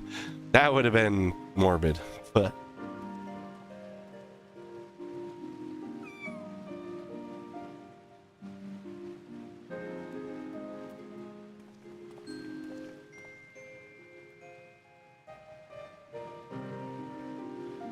how can he accept death so readily? He's used to it. Without the regulator, he doesn't get it taken from him, the knowledge removed, so... Damn it all. It doesn't have to be this way. Sorry, Caspar. It's just all so frustrating. You did what you could, and I'm truly grateful. The President has wasted no time covering things up. After retrieving the brute bomber's body, the company announced that he had chosen to retire with this defeat. And so matches at the Arcadian will continue. But after delay, it'll be a while before your cruiserweight title fight. So I wonder where Nayuni's gone. She wasn't here when I returned.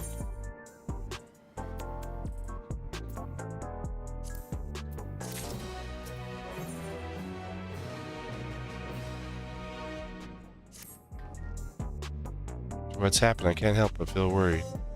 I'll see if I can locate Nayuni via her terminal.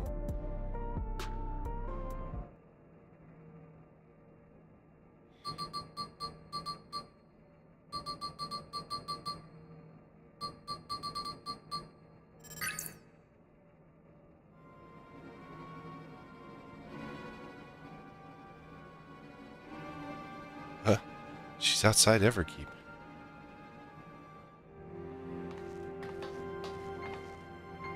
She's never gone off without a word like this. Something isn't right. Sorry, Caspar. Could you help me find her? The signal from her terminal suggests she's somewhere in East Usalani.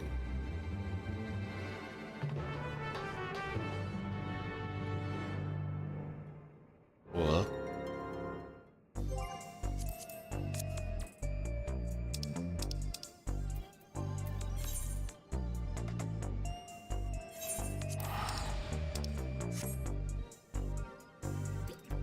Oh, we're still within the dome. I thought we were going outside the dome.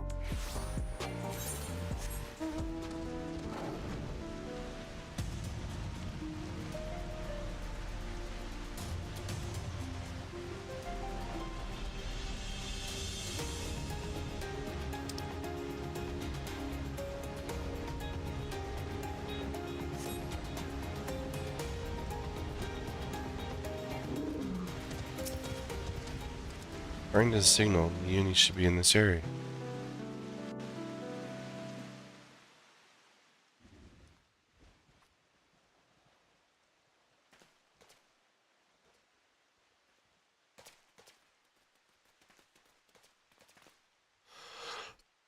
Uni had me so worried. What are you doing here? Sorry, Trope contacted me. Said she needed to speak urgently. We were supposed to meet, but she hasn't come.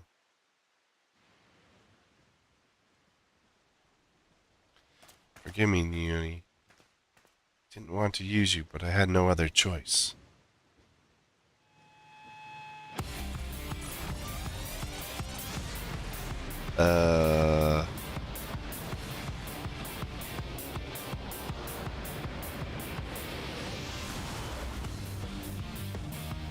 We already beat the crap out of you. Trope, please don't do this. It's too late. There's no going back.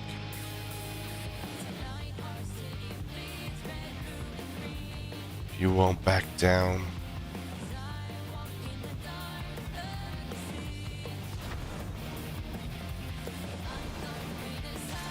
Then neither will I.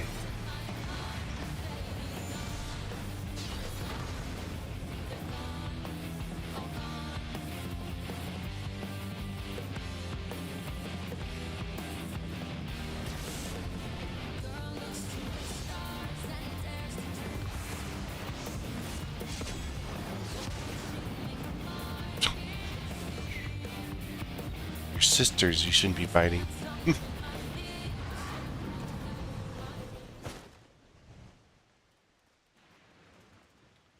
Take a regulator.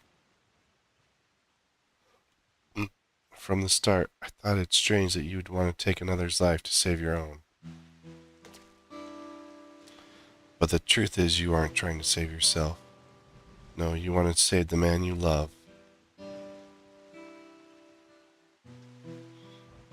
Howling Blade. Not only him, every fighter in the heavyweight division suffers from psychonecrosis.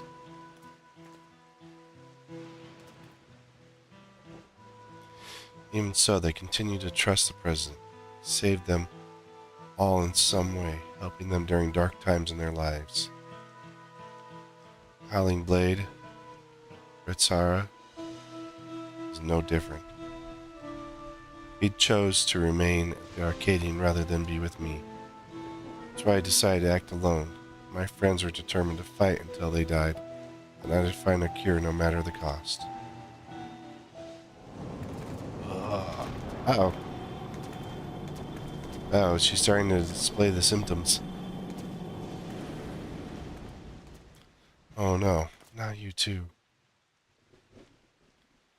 The Union warned me that this might happen, but I had to stop you.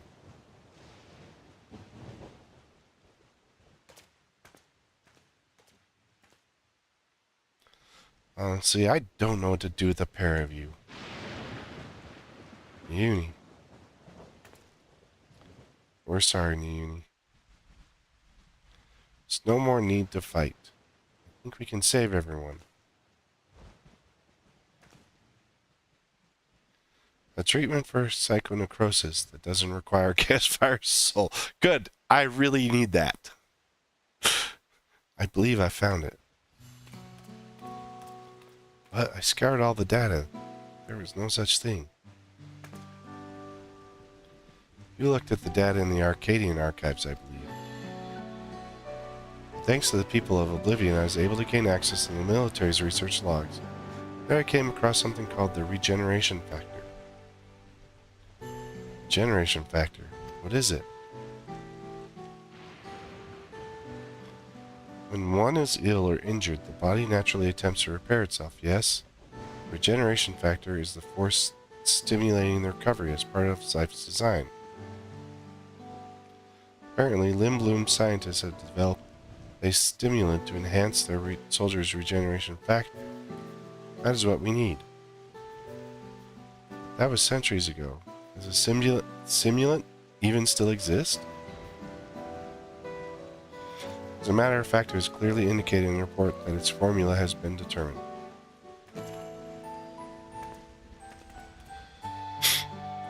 problem is the formula itself wasn't mentioned. We need to investigate further. For this, I need your help, Eutrope.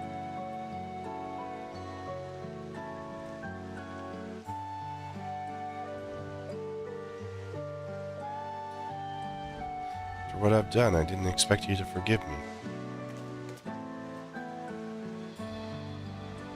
But I mean it when I say I'm truly sorry.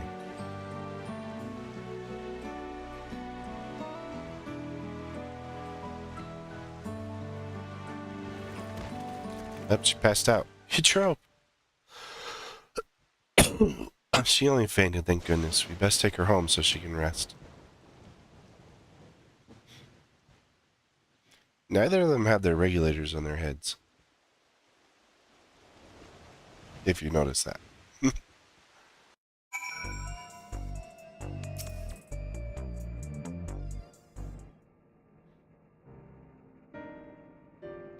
Trope's resting upstairs. Her psychonecrosis is quite severe, so she needs to stay still until we can treat her. You should worry about yourself, too. Young lady, you're in trouble. Yana, you've manifested the illness now. I'm sorry, Naomi. I just couldn't stand there and let you Trope harm Chaos Fire.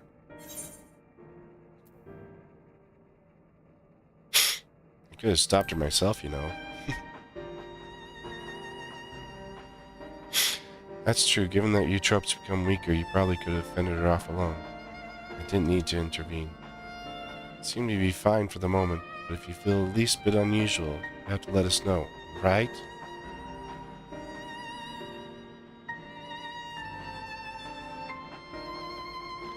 Now, even as we work on the cure, matches at the Arcadian will continue.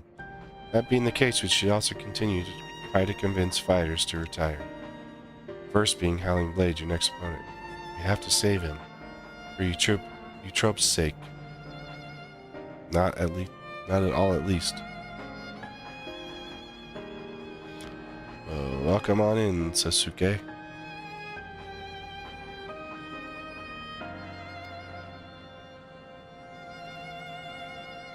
How can we convince him when he's determined to fight until he dies?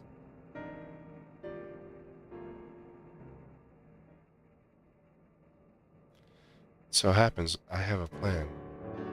We'll confront him on a broadcast and challenge him to a wager. Whoever loses the title match will be forced to retire from competition.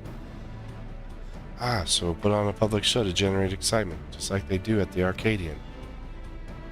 Exactly, with the people's eyes on him, the Cruiserweight champion will be hard-pressed to refuse. Once everyone starts talking about it, even the president will have to let it go ahead. Although the president might rig the run.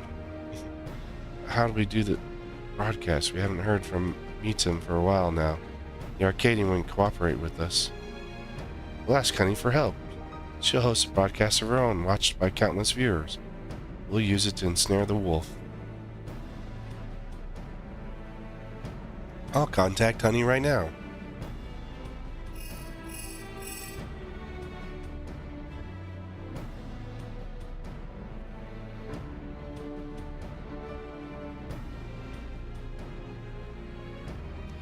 And she's on board. We're gonna lie in wait at Mosaic. That's where the Howling Blade is known to unwind before his matches. He appears, issue your challenge, and do whatever it takes to get him to accept it.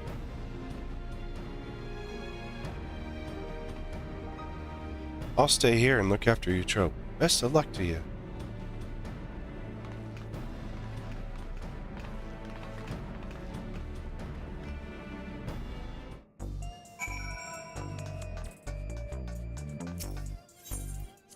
Where the hell is the Mosaic? Don't think we've been there before.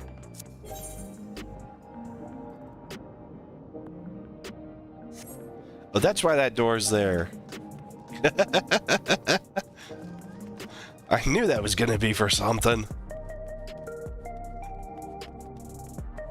And it's funny because, like, there are points when I'm here at S9 and I'll just bounce around.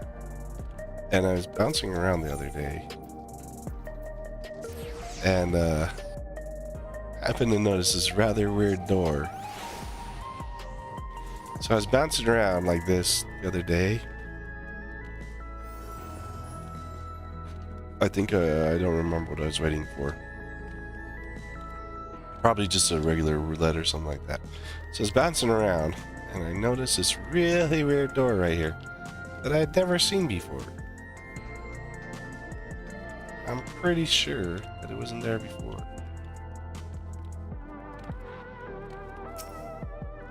What up, honeybee? Ah, there you are. Now that all the performers are in place, time to steal the audience. I mean, begin our broadcast.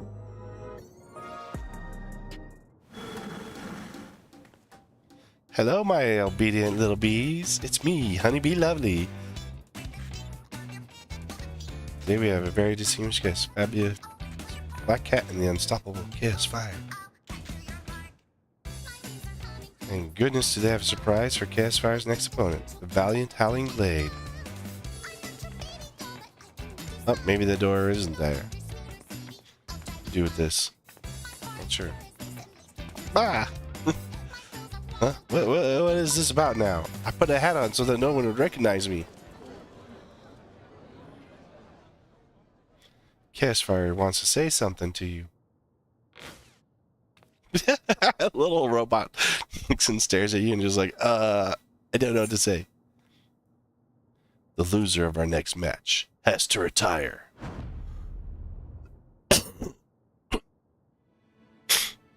You have me taken aback, I must say. The notion that I'd lose is laughable.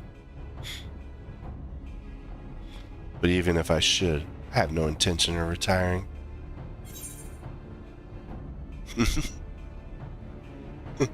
Is the whimpering wolf afraid of losing?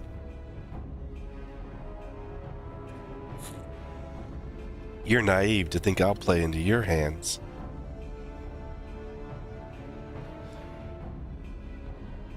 That's weak for a champion if you ask me. I bet he's really afraid. He's really just afraid to lose. He clearly has no confidence. You're a champion, so act like one. Accept the bloody challenge.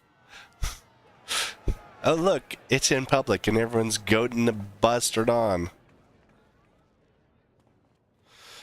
So this was their plan. At this rate, my reputation will be in tatters. Fighting is everything to me. If you're demanding that I wager my purpose in life, it's only fair you do the same. So tell me, what gives your life meaning? Playing formidable foes, helping those in need, earning coin. Fighting formidable foes. What do you think? I taking down the whole frickin' light heavyweight and most of the cruiserweight. Not so different than you and I. Like you, find joy in the heat of battle.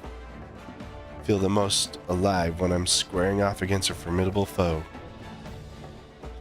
In any case, that what gives your life meaning, and that's what you must give up should you lose. If you agree, then we have a wager. Okay. Did you hear that, dear viewers? For their hotly anticipated cash, the true wagers are wagering their very purpose in life. This is not a match you can afford to miss. Are we gonna put 1,000,000 gil on the line?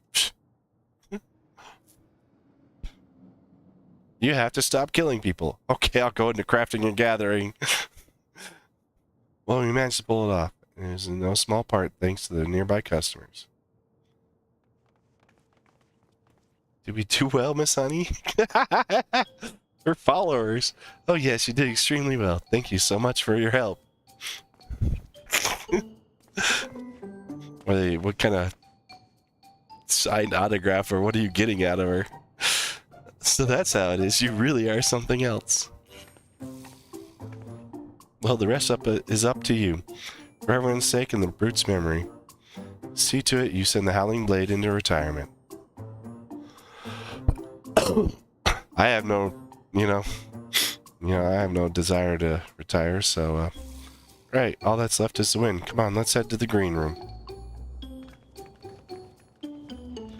While we're in the arcade, I need to get a helmet.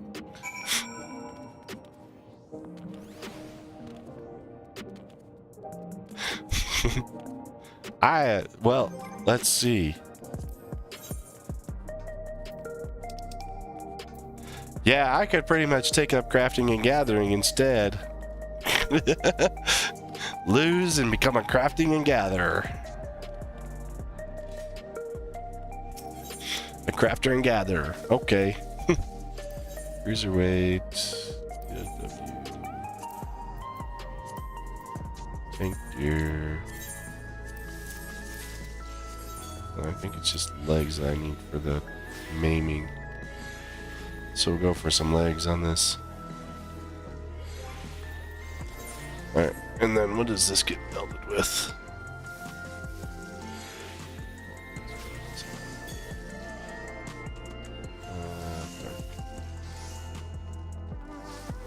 Crit and direct hits.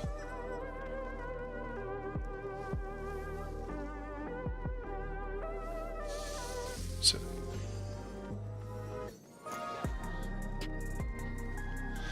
Alright.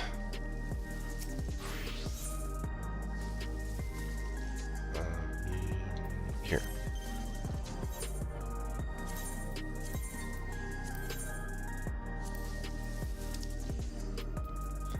I need one crit. One direct hit.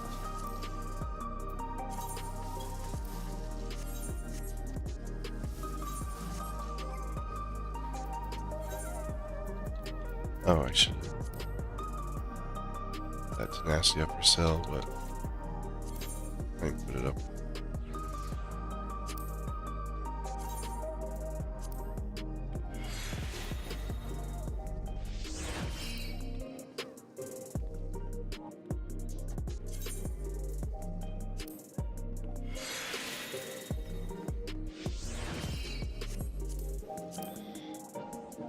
Like, I want to focus on the fight,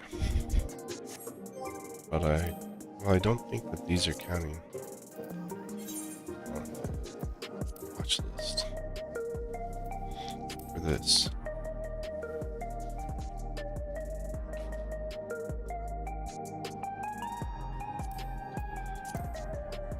Nine. Yeah, I don't think that Gunbreaker fight counted, so.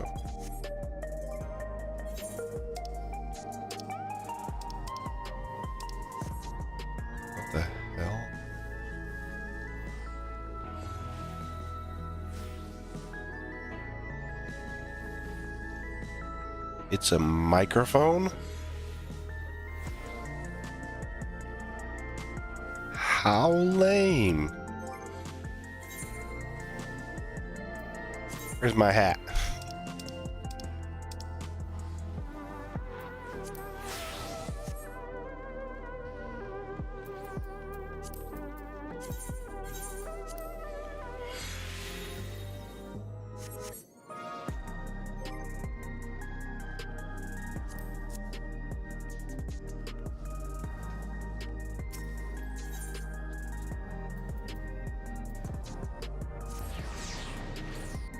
Gee.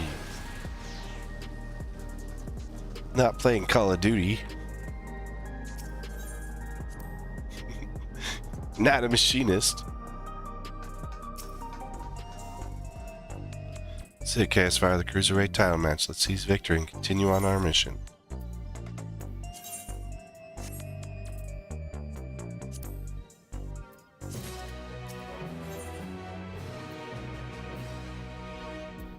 Spell 10. The Howling Blade is a worthy champion, but again and again, you've cut through the competition. I'm confident you'll do the same this time.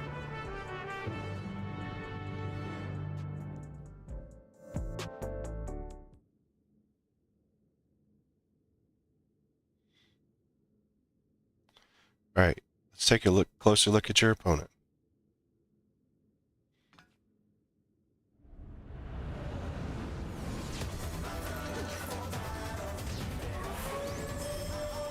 The Howling Wolf. The lone wolf of their Arcadian. The Howling Blade. You're gonna get a butt whooping. Before becoming a fighter, he was a hunter known for his unparalleled skill with the blade. Word ultimately reached the president who recruited him to the Ascension Arcadia. Owing to his good, clean looks, he was immediately embraced by as a babyface fighter, and he dazzles the crowd with his fantastical ring and blade of pulsating light. With the soul of Fenrir, a legendary wolf. Yeah, we whooped Fenrir's butt. He's able to unleash slashes that are all as devastating as they are fast. You need to stay on your toes at all times. Now, march into the wolf's den, Chaosfire, and show him that you're no mere prey.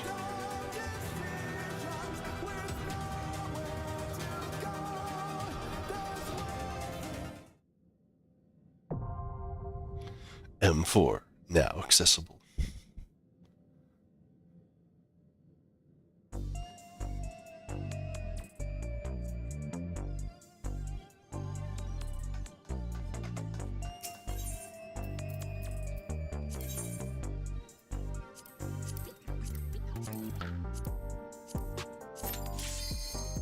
Holy crap, that was instant. All of them were instant except for the third one. It was like everyone was scared of it.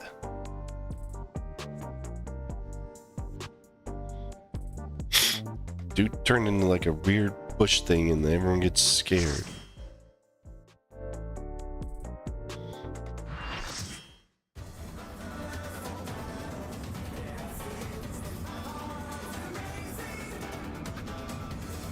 Hello, wolf boy. How about you and 7 of my friends get acquainted?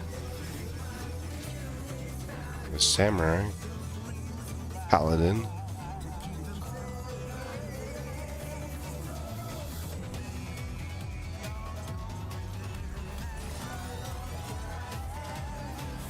Only 4. Oh, yes. Only 4 of us are new. Good. What the? It's like a freaking Gundam.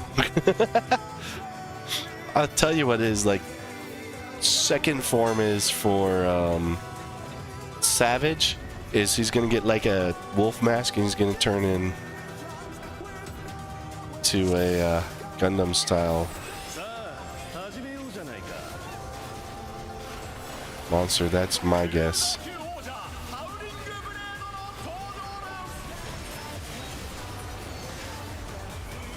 I got hit by something, I think. Dude, I'm still in my opener. And he's dropping tank busters.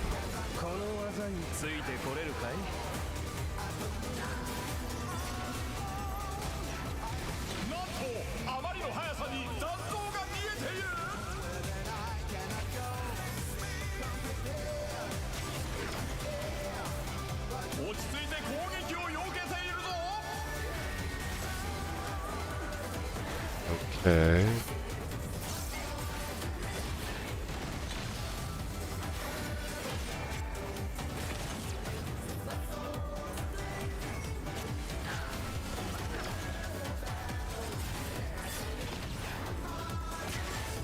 Yeah, he's gonna turn into some sort of mech for his for the Savage fight. For phase 2 of the Savage fight.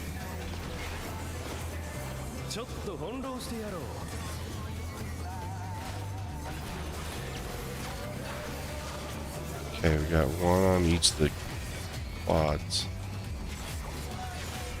They're gonna slash.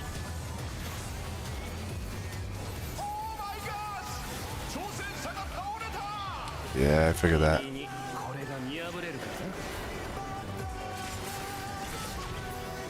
Hold on.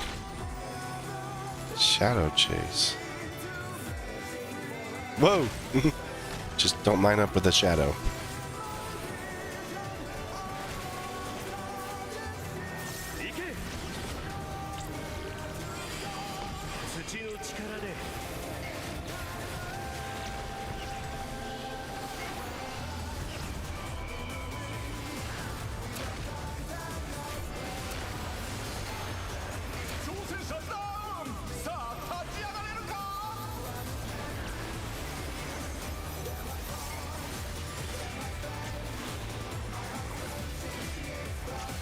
Okay.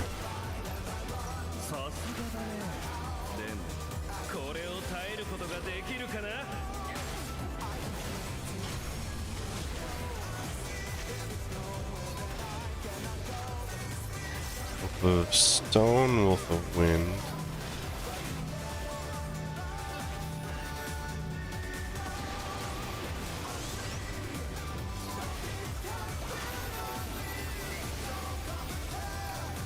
This is going to be something where you actually end up splitting them, I guess.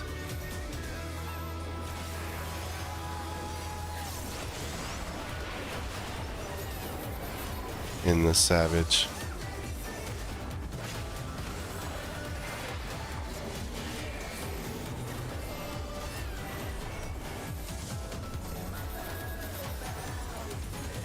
$84%.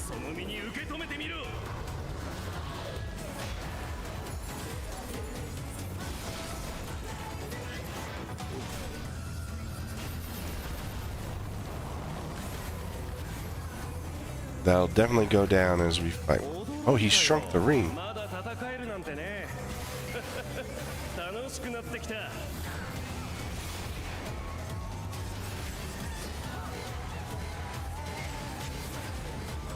Now we have less ring to fight in.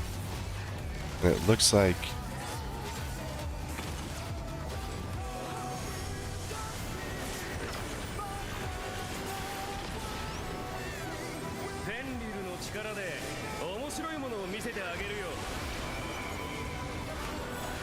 okay, what is he doing with those?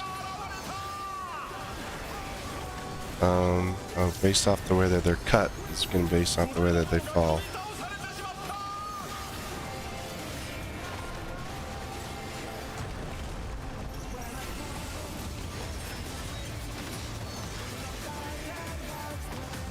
Oh, that's not going to be healthy.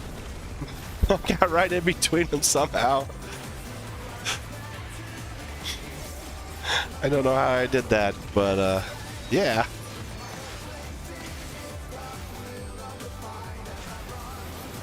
In home. And oh, the other tank's still alive. I just didn't see him.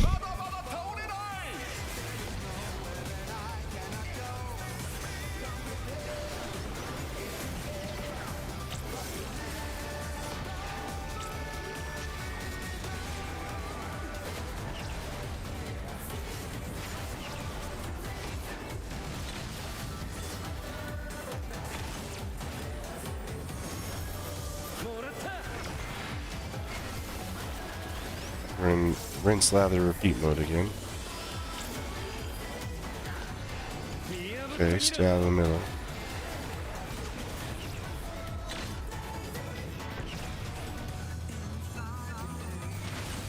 You can stand underneath one of those. I see.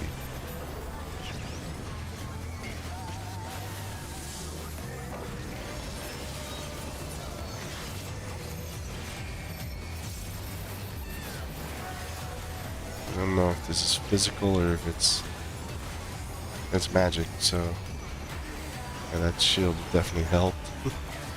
That mitt was helpful.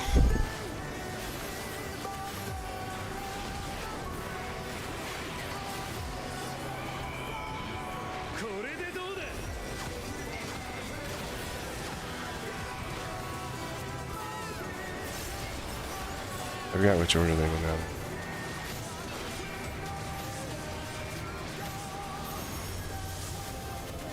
Wow.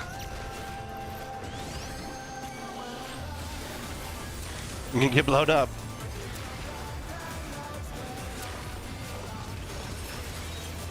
Need some heals.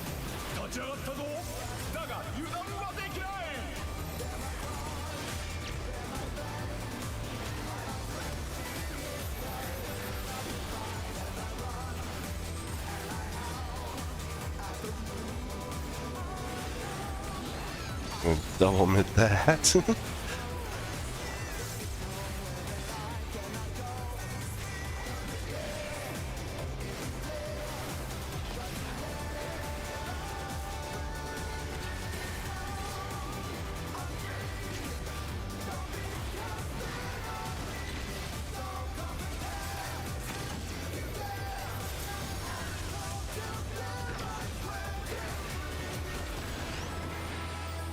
Let's get a little bit of health back.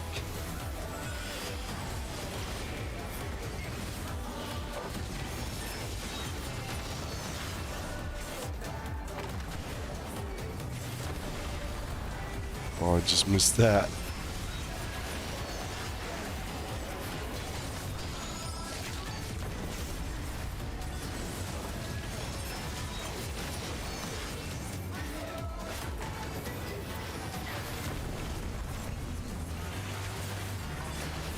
I can do those, but I can't do slices rags. Guess homeboy's gotta retire.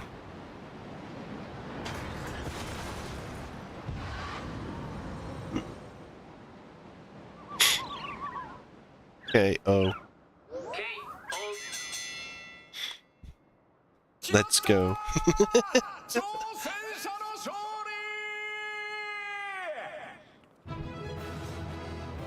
That wasn't too bad, actually. That one was better than the others. Honestly.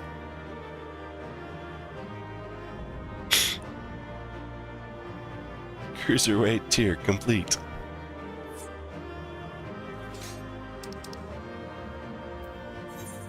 Who's left to come?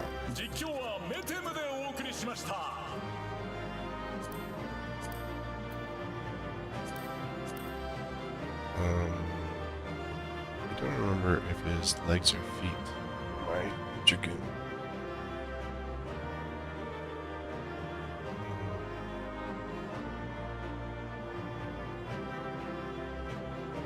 Boots.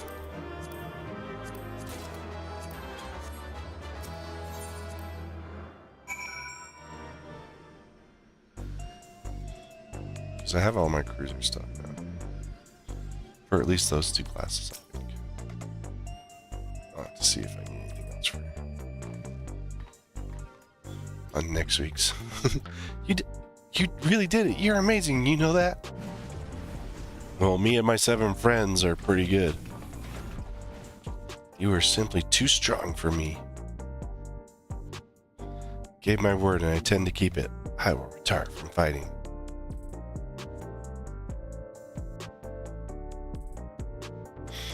With this, I've escaped imminent death. I also lose my purpose in life. Tell me, what am I supposed to do with myself now? Truly do not know.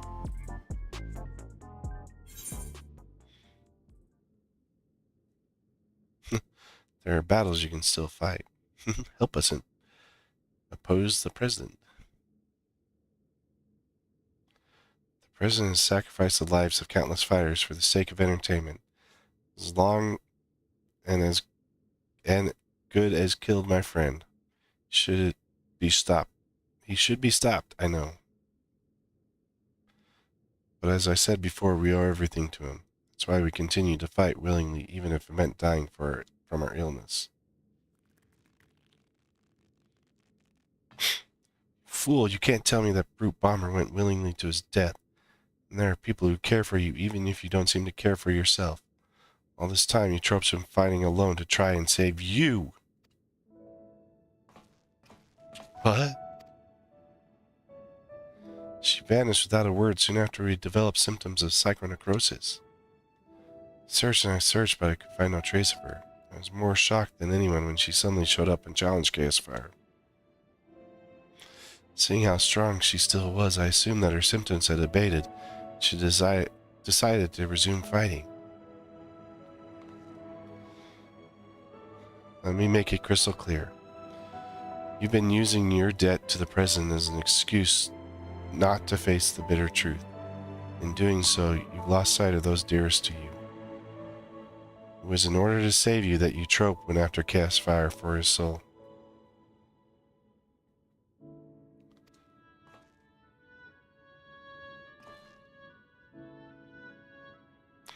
She thought it was the only way she could be with you, who could see no life outside the Arcadian.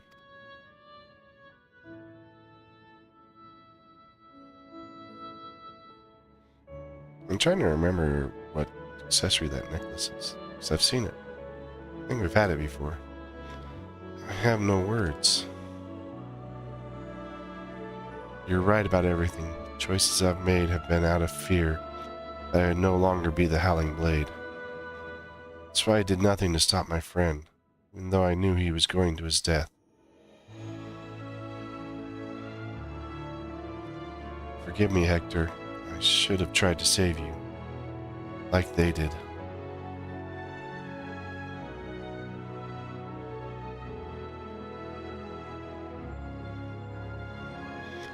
Thank you for bringing me to my senses. The President has done enough harm. I will help you to stop him.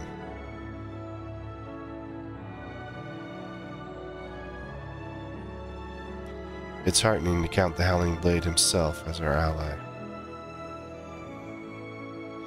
Howling Blade is no more. From now, it's simply Retsura. Let's continue talking in my gym. Eutrope and Uni are there. They'd be happy to see you. Understood. There's one matter I need to tend to, so I'll meet you there shortly.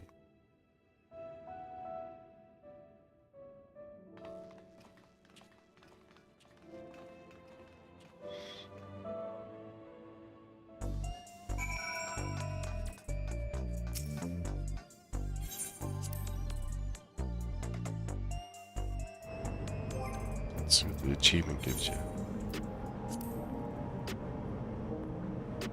Complete the cruiserweight tier. 5 points.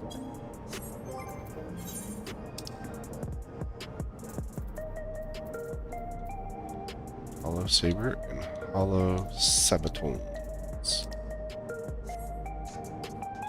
I think the Sabatons are 4. No, they're 2.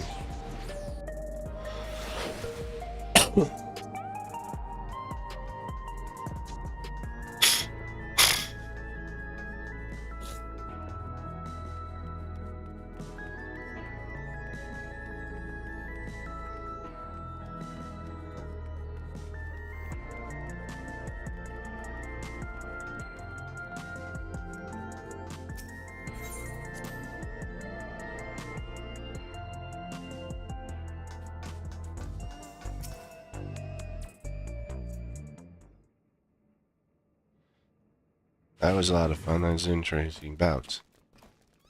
And he's got a bunch of cats with him.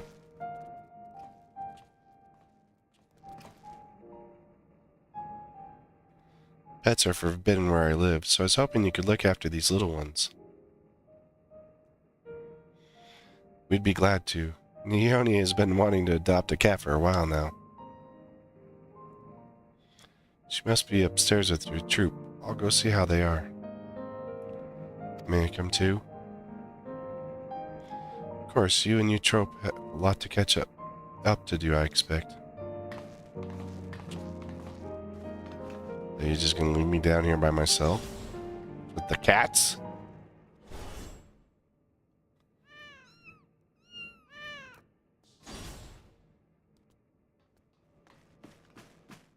Something's wrong. We have a situation. Uni and Eutrope are gone. Uni wouldn't take Eutrope outside in her current state, and her terminal was left on the bed. Something's happened to them. Yeah, Mr. President.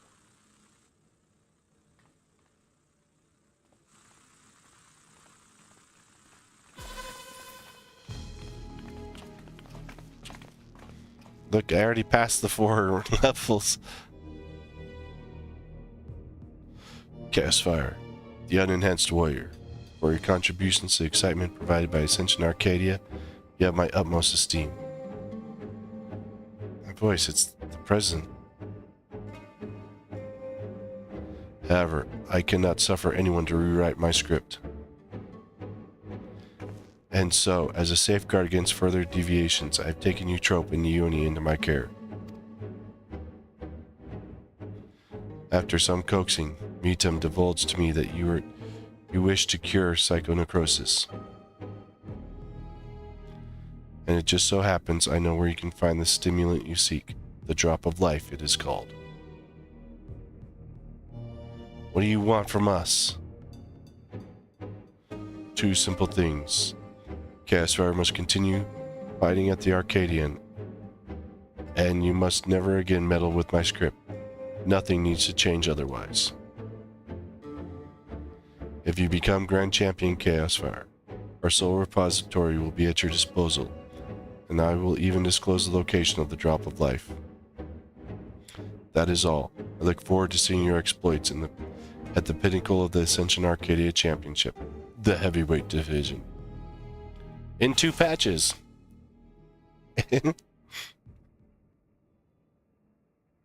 We have a while. So the president was a step ahead of us.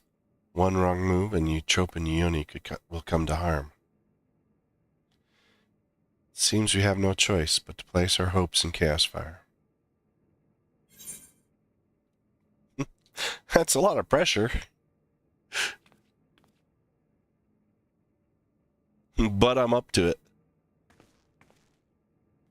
Sorry to make you bear such a heavy burden. In a second, I'll do my best to bear it with you. As will I. I won't turn a blind eye to the President's depraved actions any longer.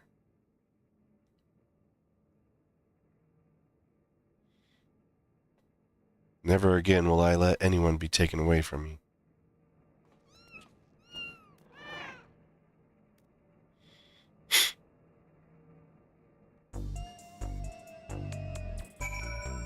Okay.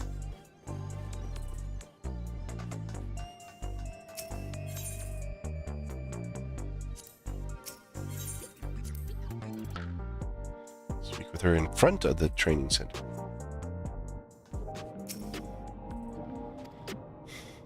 Sorry, I'll be fine. As long as you do what the president says, no harm should come to my sisters. Now, ahead of your campaign to become Grand Champion, I want you to prepare the best you can in your own way. Whether you train to hone your skills or rest to recover your strength, see to it you're ready for your next fight. I'm truly sorry to place so much on your shoulders, but you're the only one we can depend on. Please come and find me here when it's time for heavyweight matches to begin.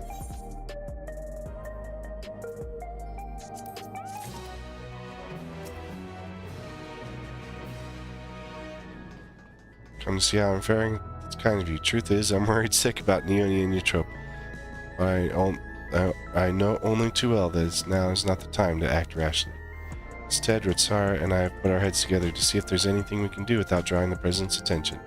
So please don't worry about me. You should focus on preparing for the heavyweight tier. Your opponents will be fiercer than any before. You'll need to be in tip-top shape to best them. Oh, I get something real quick.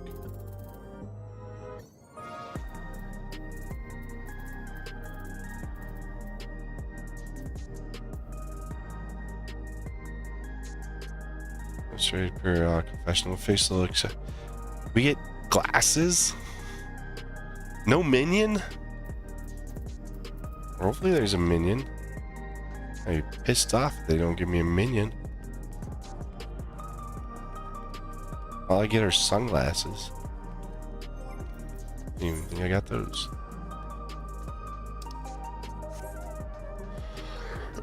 What a ripoff.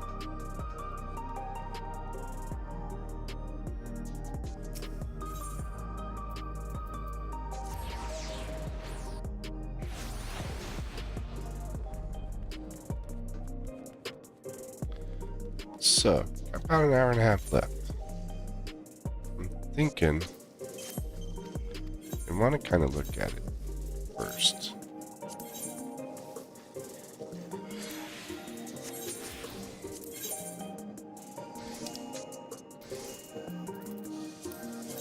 But this is the cheapest of them all.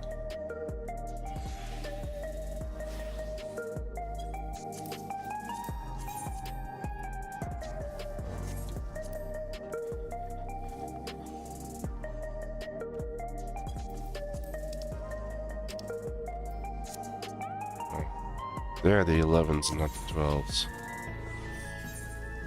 More people put, which I don't see why, but they put more value in the 12s than the 11s.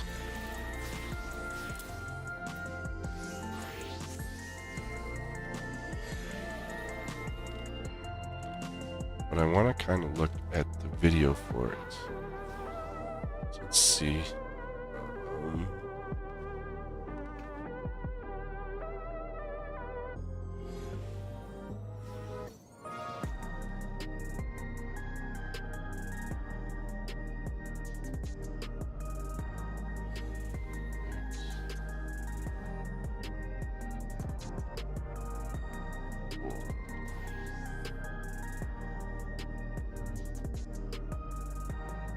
That. This is it's burden. Let's escape.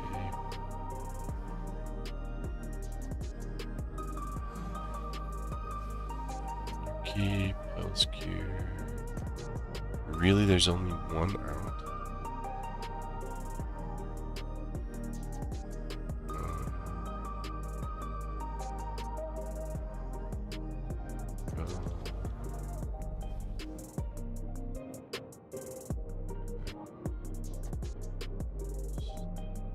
Germay.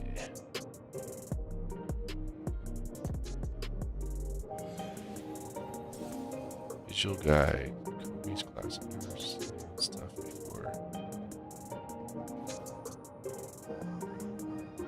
Dark POV.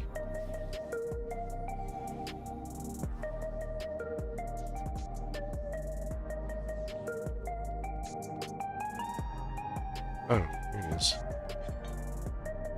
Warning, this guide features early strats. Let's see. Two dinosaurs.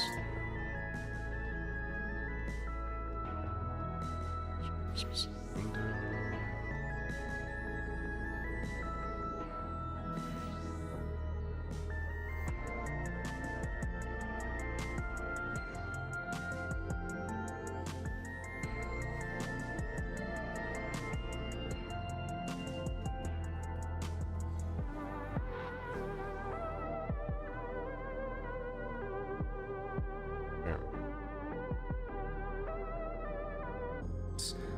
EX4s, and I think I'm probably jumping into that. So be mindful.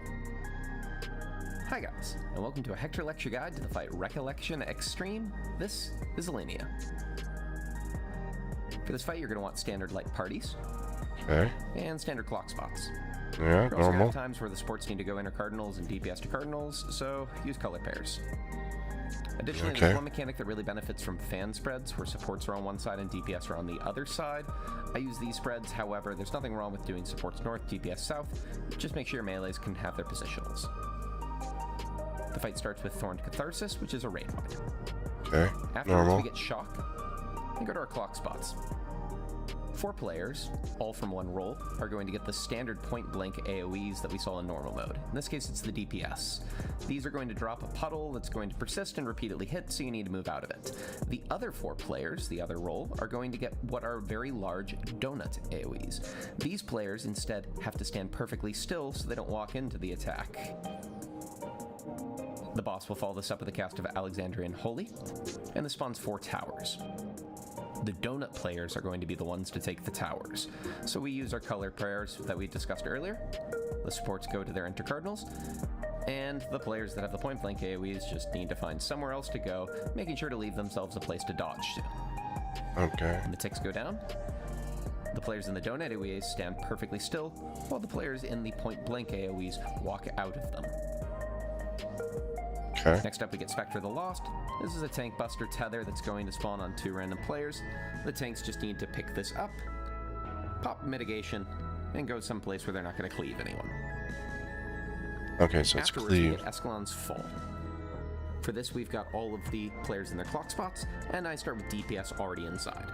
We're going to get some random symbols appearing on the boss, and this is telegraphing the next 4 hits of the attack. This is complicated, so let's take things to the chalkboard. First, this symbol here means that the 4 nearest players are going to get targeted. This symbol means the 4 furthest players from the boss are going to get targeted. Each Okay. hit gives a 5-second vuln, And since the hits happen every 3 seconds, this essentially means no player can take 2 attacks in a row. Okay. This means we're going to have to occasionally swap who's the nearest and the furthest players by having rolls either move in or out of the hitbox. Now, there's really only 2 possible patterns for this mechanic. The single swap is when you see the first 2 symbols are different from each other. In this case, players can stand still for the first 2 hits, and then swap which roll is in and which roll is out after 2 hits. You can then stand still for the next 2 hits. The double swap is when you see 2 of the same symbol back to back. When this happens, you need to swap after the first hit, and then do another swap after the 3rd hit. Let's take a look at this. Escland's Fall goes off, and we see the near bait, followed by the far bait. We now know it's going to be a single swap. Far bait, near bait. Let's put those up top, and here's how it goes. The DPS are already in, so they naturally just take the near bait, and the supports are already out, so they naturally take the far bait. This is a single swap, so we swap after 2 hits. The far bait now hits the DPS, and the near bait hits the supports. Okay. And that's it. That's not terrible. Stock break is just a multi-hit stack. Hits 4 times, make sure to mitigate. Now we get Blessed Barricade, and we're going to have all the supports go west and all the DPS go east as we start an add phase. For this, you've got 4 Roseblood drops that need to be DPS'd down to be able to continue. 1 random support and 1 random DPS is going to be tethered to this add. The support's always going to be tethered to the west add, and the DPS always to the east add. We're also going to get a 3-person tower on each side. The first one will always spawn at 2 and 4. The player with the add can rotate their add, and they need to make sure that the sword of the add is pointed outside of the arena because that's the side that they're going to cleave. The other players are just going to hop into the tower on their side. Be mindful as the player with the add that you will actually be in the telegraph of the attack, and you're going to need to dodge out of it very quickly afterwards. This then repeats over and over again. We get a total of 3 sets of 3-man towers, and we get 4 tethers where every single player on each side is eventually going to get tethered to the add. Continue to dodge it as I showed before, DPS down the drops. Assuming you've done this in time and Zelina's ether hasn't risen to 100, the shield will fall off the boss. The boss will become targetable and cast Perfumed Quietus, which is an ultimate attack. Just mitigate and heal through. In this phase, we now get Roseblood Bloom attacks, and every time this is cast, you're going to get the stage transitioning. Be aware, whenever the stage is in this new form, there is a circle in the middle of the arena, just a tiny one, that will cause a very spicy dot to go on you. Don't run directly through the middle of the arena. Similar with the normal had. Some of the tiles are plain and some of the tiles are red. Right now, that doesn't really matter. However, certain attacks can cause the red, viney tiles to become unsafe. Say, for instance, Alexandrian Thunder 2. This is 3 conal cleaves, and the boss will have it rotate. Look at the safe tiles, the ones that don't have vines on it. There should be 3 inner safe tiles all together, in this case sort of in the 3 corner between B and 4. Go there, and go behind the rotation of this attack. Then slowly follow it as it rotates around, making sure not to sit in the attack, and not to accidentally step on one of the red tiles, as they are now dangerous and will cause severe damage if you're stood in one. Okay. Just as you think you're running out of room, the attacks will stop, and instead every player is targeted with an Alexandrian Thunder spread. The vine tiles are no longer unsafe, which means you can move through them to go spread. However, they will become unsafe again when the spreads go off, so don't be stood in a viney tile. Okay. You can just free-for-all this spread. There's plenty of time and plenty of room. Be aware that this first mechanic can come with an alternate floor pattern, but it's still the same basic idea. Find the 3 inner safe tiles, in this case between 2 and D, and stand behind the rotation of the attack. So in this case, players would start at A.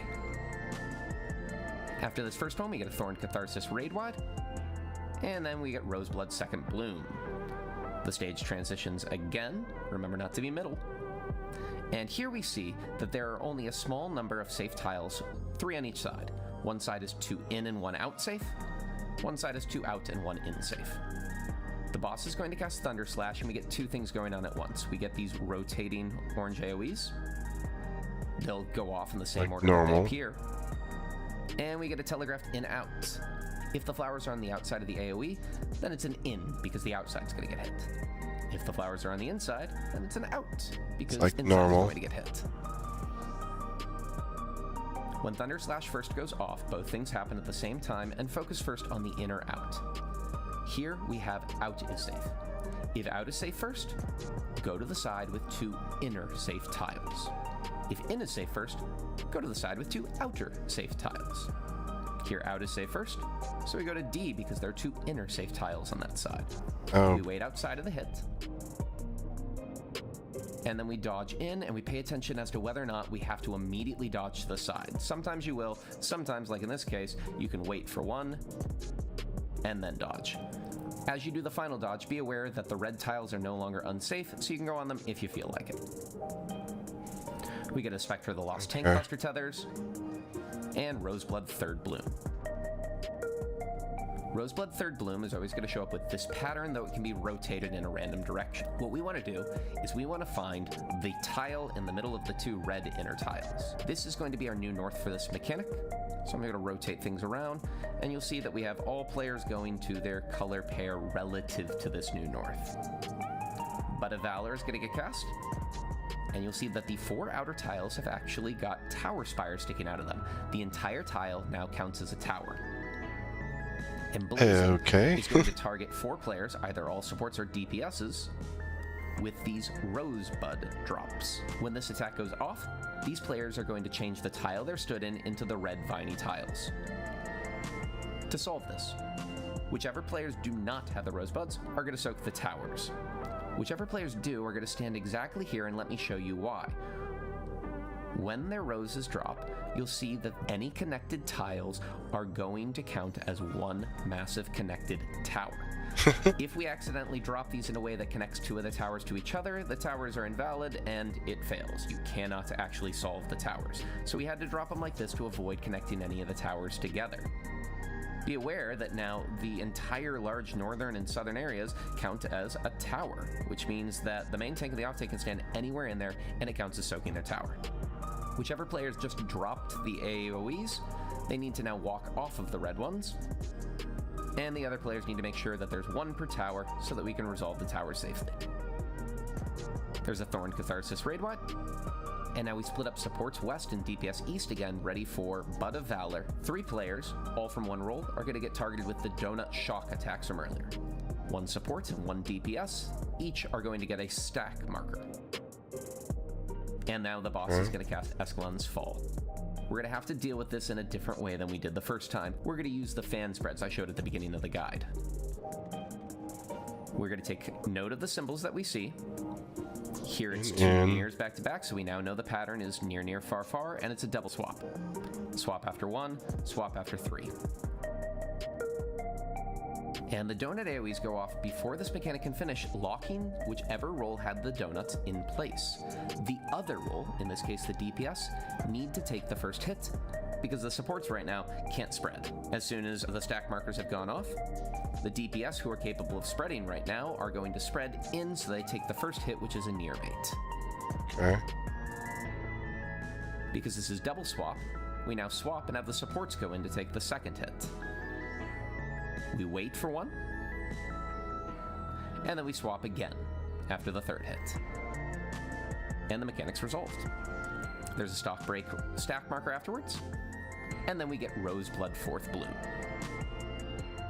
The stage will look like this, though it can also be mirrored.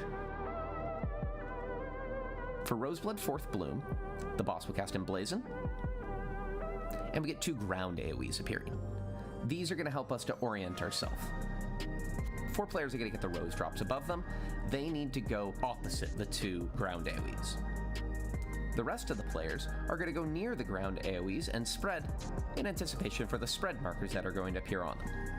Now, as long as your 4 players are positioned with their rose drops as you see here, and the spread players are spread, you more or less can't mess this one up, with one major exception. You cannot have any of the spread players touch these 2 red tiles with their AoE. If they do, because when the rose drops drop, all of this is going to be connected together, that spread damage is going to spread through the entirety of the south section, killing off all of the players that just dropped their AoE. So make sure that you don't touch those 2 tiles, and everything will resolve just nicely. We're now going to have all of the players come up together in one of the safe inner tiles in the middle and stack nice and tight for encircling thorns. When the purple circles disappear, supports will be tethered to a DPS, and so we need to split them.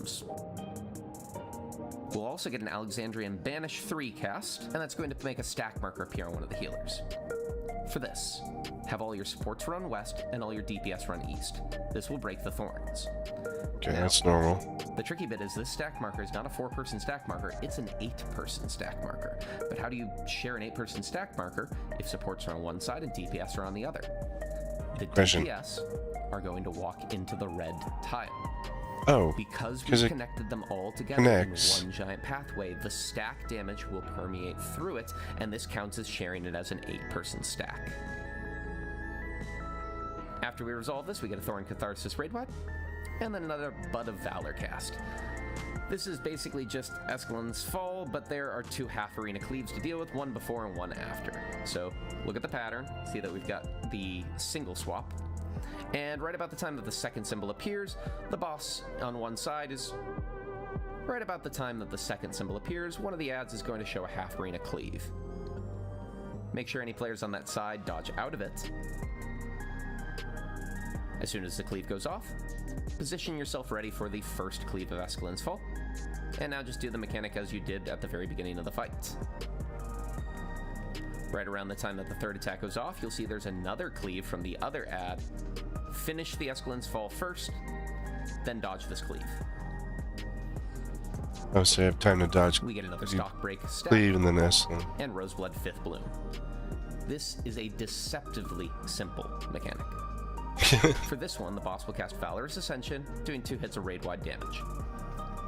We're going to get these 2 sort of swipe attacks Cleaves. appearing, and pay attention to where the first ones appear. Whichever direction they're facing, either the 2 or the 4 marker, go the opposite side. There's another set later on, but we don't really care about those. We're going to get a Thunder Slash with this, and what we really need to pay attention to is, do we need to be in or out first? In this case, it's in safe first. We're going to position ourselves in. We're in the correct quadrant, and everything's going to go crazy. But after everything explodes, here's how you dodge this. Go 3 tiles clockwise. If you were in at the start, now you need to go out, and vice versa. 3 tiles clockwise, and because the group is in, now they go out, and the mechanic is resolved. This is a visual mess, but it's actually pretty simple to deal with. There's a Spectre of the Lost Tank Buster, and now we get Roseblood 6th Bloom. For Roseblood 6th Bloom, the pattern will either look like this, or it can look like this instead. Emblazon is going to cause towers to appear, and all supports or all DPS to get the Rose Drops. The players who do not have Rose Drops are going to deal with the towers. We're going to have Group 1 West, Group 2 East. The rest of the players are going to their color quadrant, and they're positioning ready to drop these Rose Drops. But, do we drop them in or out? For this, we need to wait for Holy Hazard.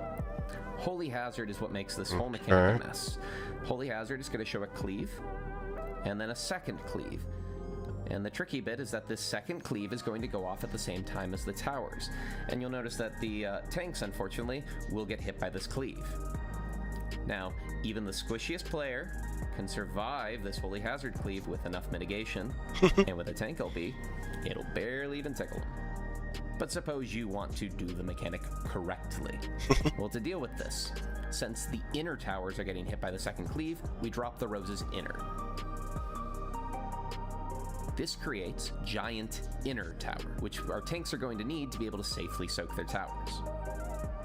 Dodge the first Holy Hazard cleave, and then for the second Holy Hazard cleave, whichever players are soaking the towers, they're going to go all the way to the very end of their new super long tower, and there'll be a teeny tiny safe spot for them to be able to still count as soaking their tower. As long as all 4 towers are soaked, everyone should survive just fine. Let me show this mechanic again with slight changes. This time, the supports are going to drop the Rose Drops. DPS go to their towers. Melee's in, ranged out. The first cleave. And the second cleave. The second cleave is going to hit the outer tower, so we need to make the outer tower bigger. We drop the Rose Drops out. The Rose Drops are dropped out. We dodge the first cleave. And then here, the melees can just walk into their towers. The ranged need to run all the way to the very far end to slip into the tiny little edge of their now giant towers. All that's left is a repeat of the first Roseblood Bloom, a Thorned Catharsis raid-wide, a Spectre the Lost Tank Buster, 3 back-to-back stock breaks for 12 total hits, and then the boss will cast Roseblood Withering. And you'll notice a problem with this stage. Nowhere to be safe this time. The boss will finish with a slow cast of Rose Red, and if you don't kill the boss before this goes off, it's game over. Thank you for watching. Hope you enjoyed.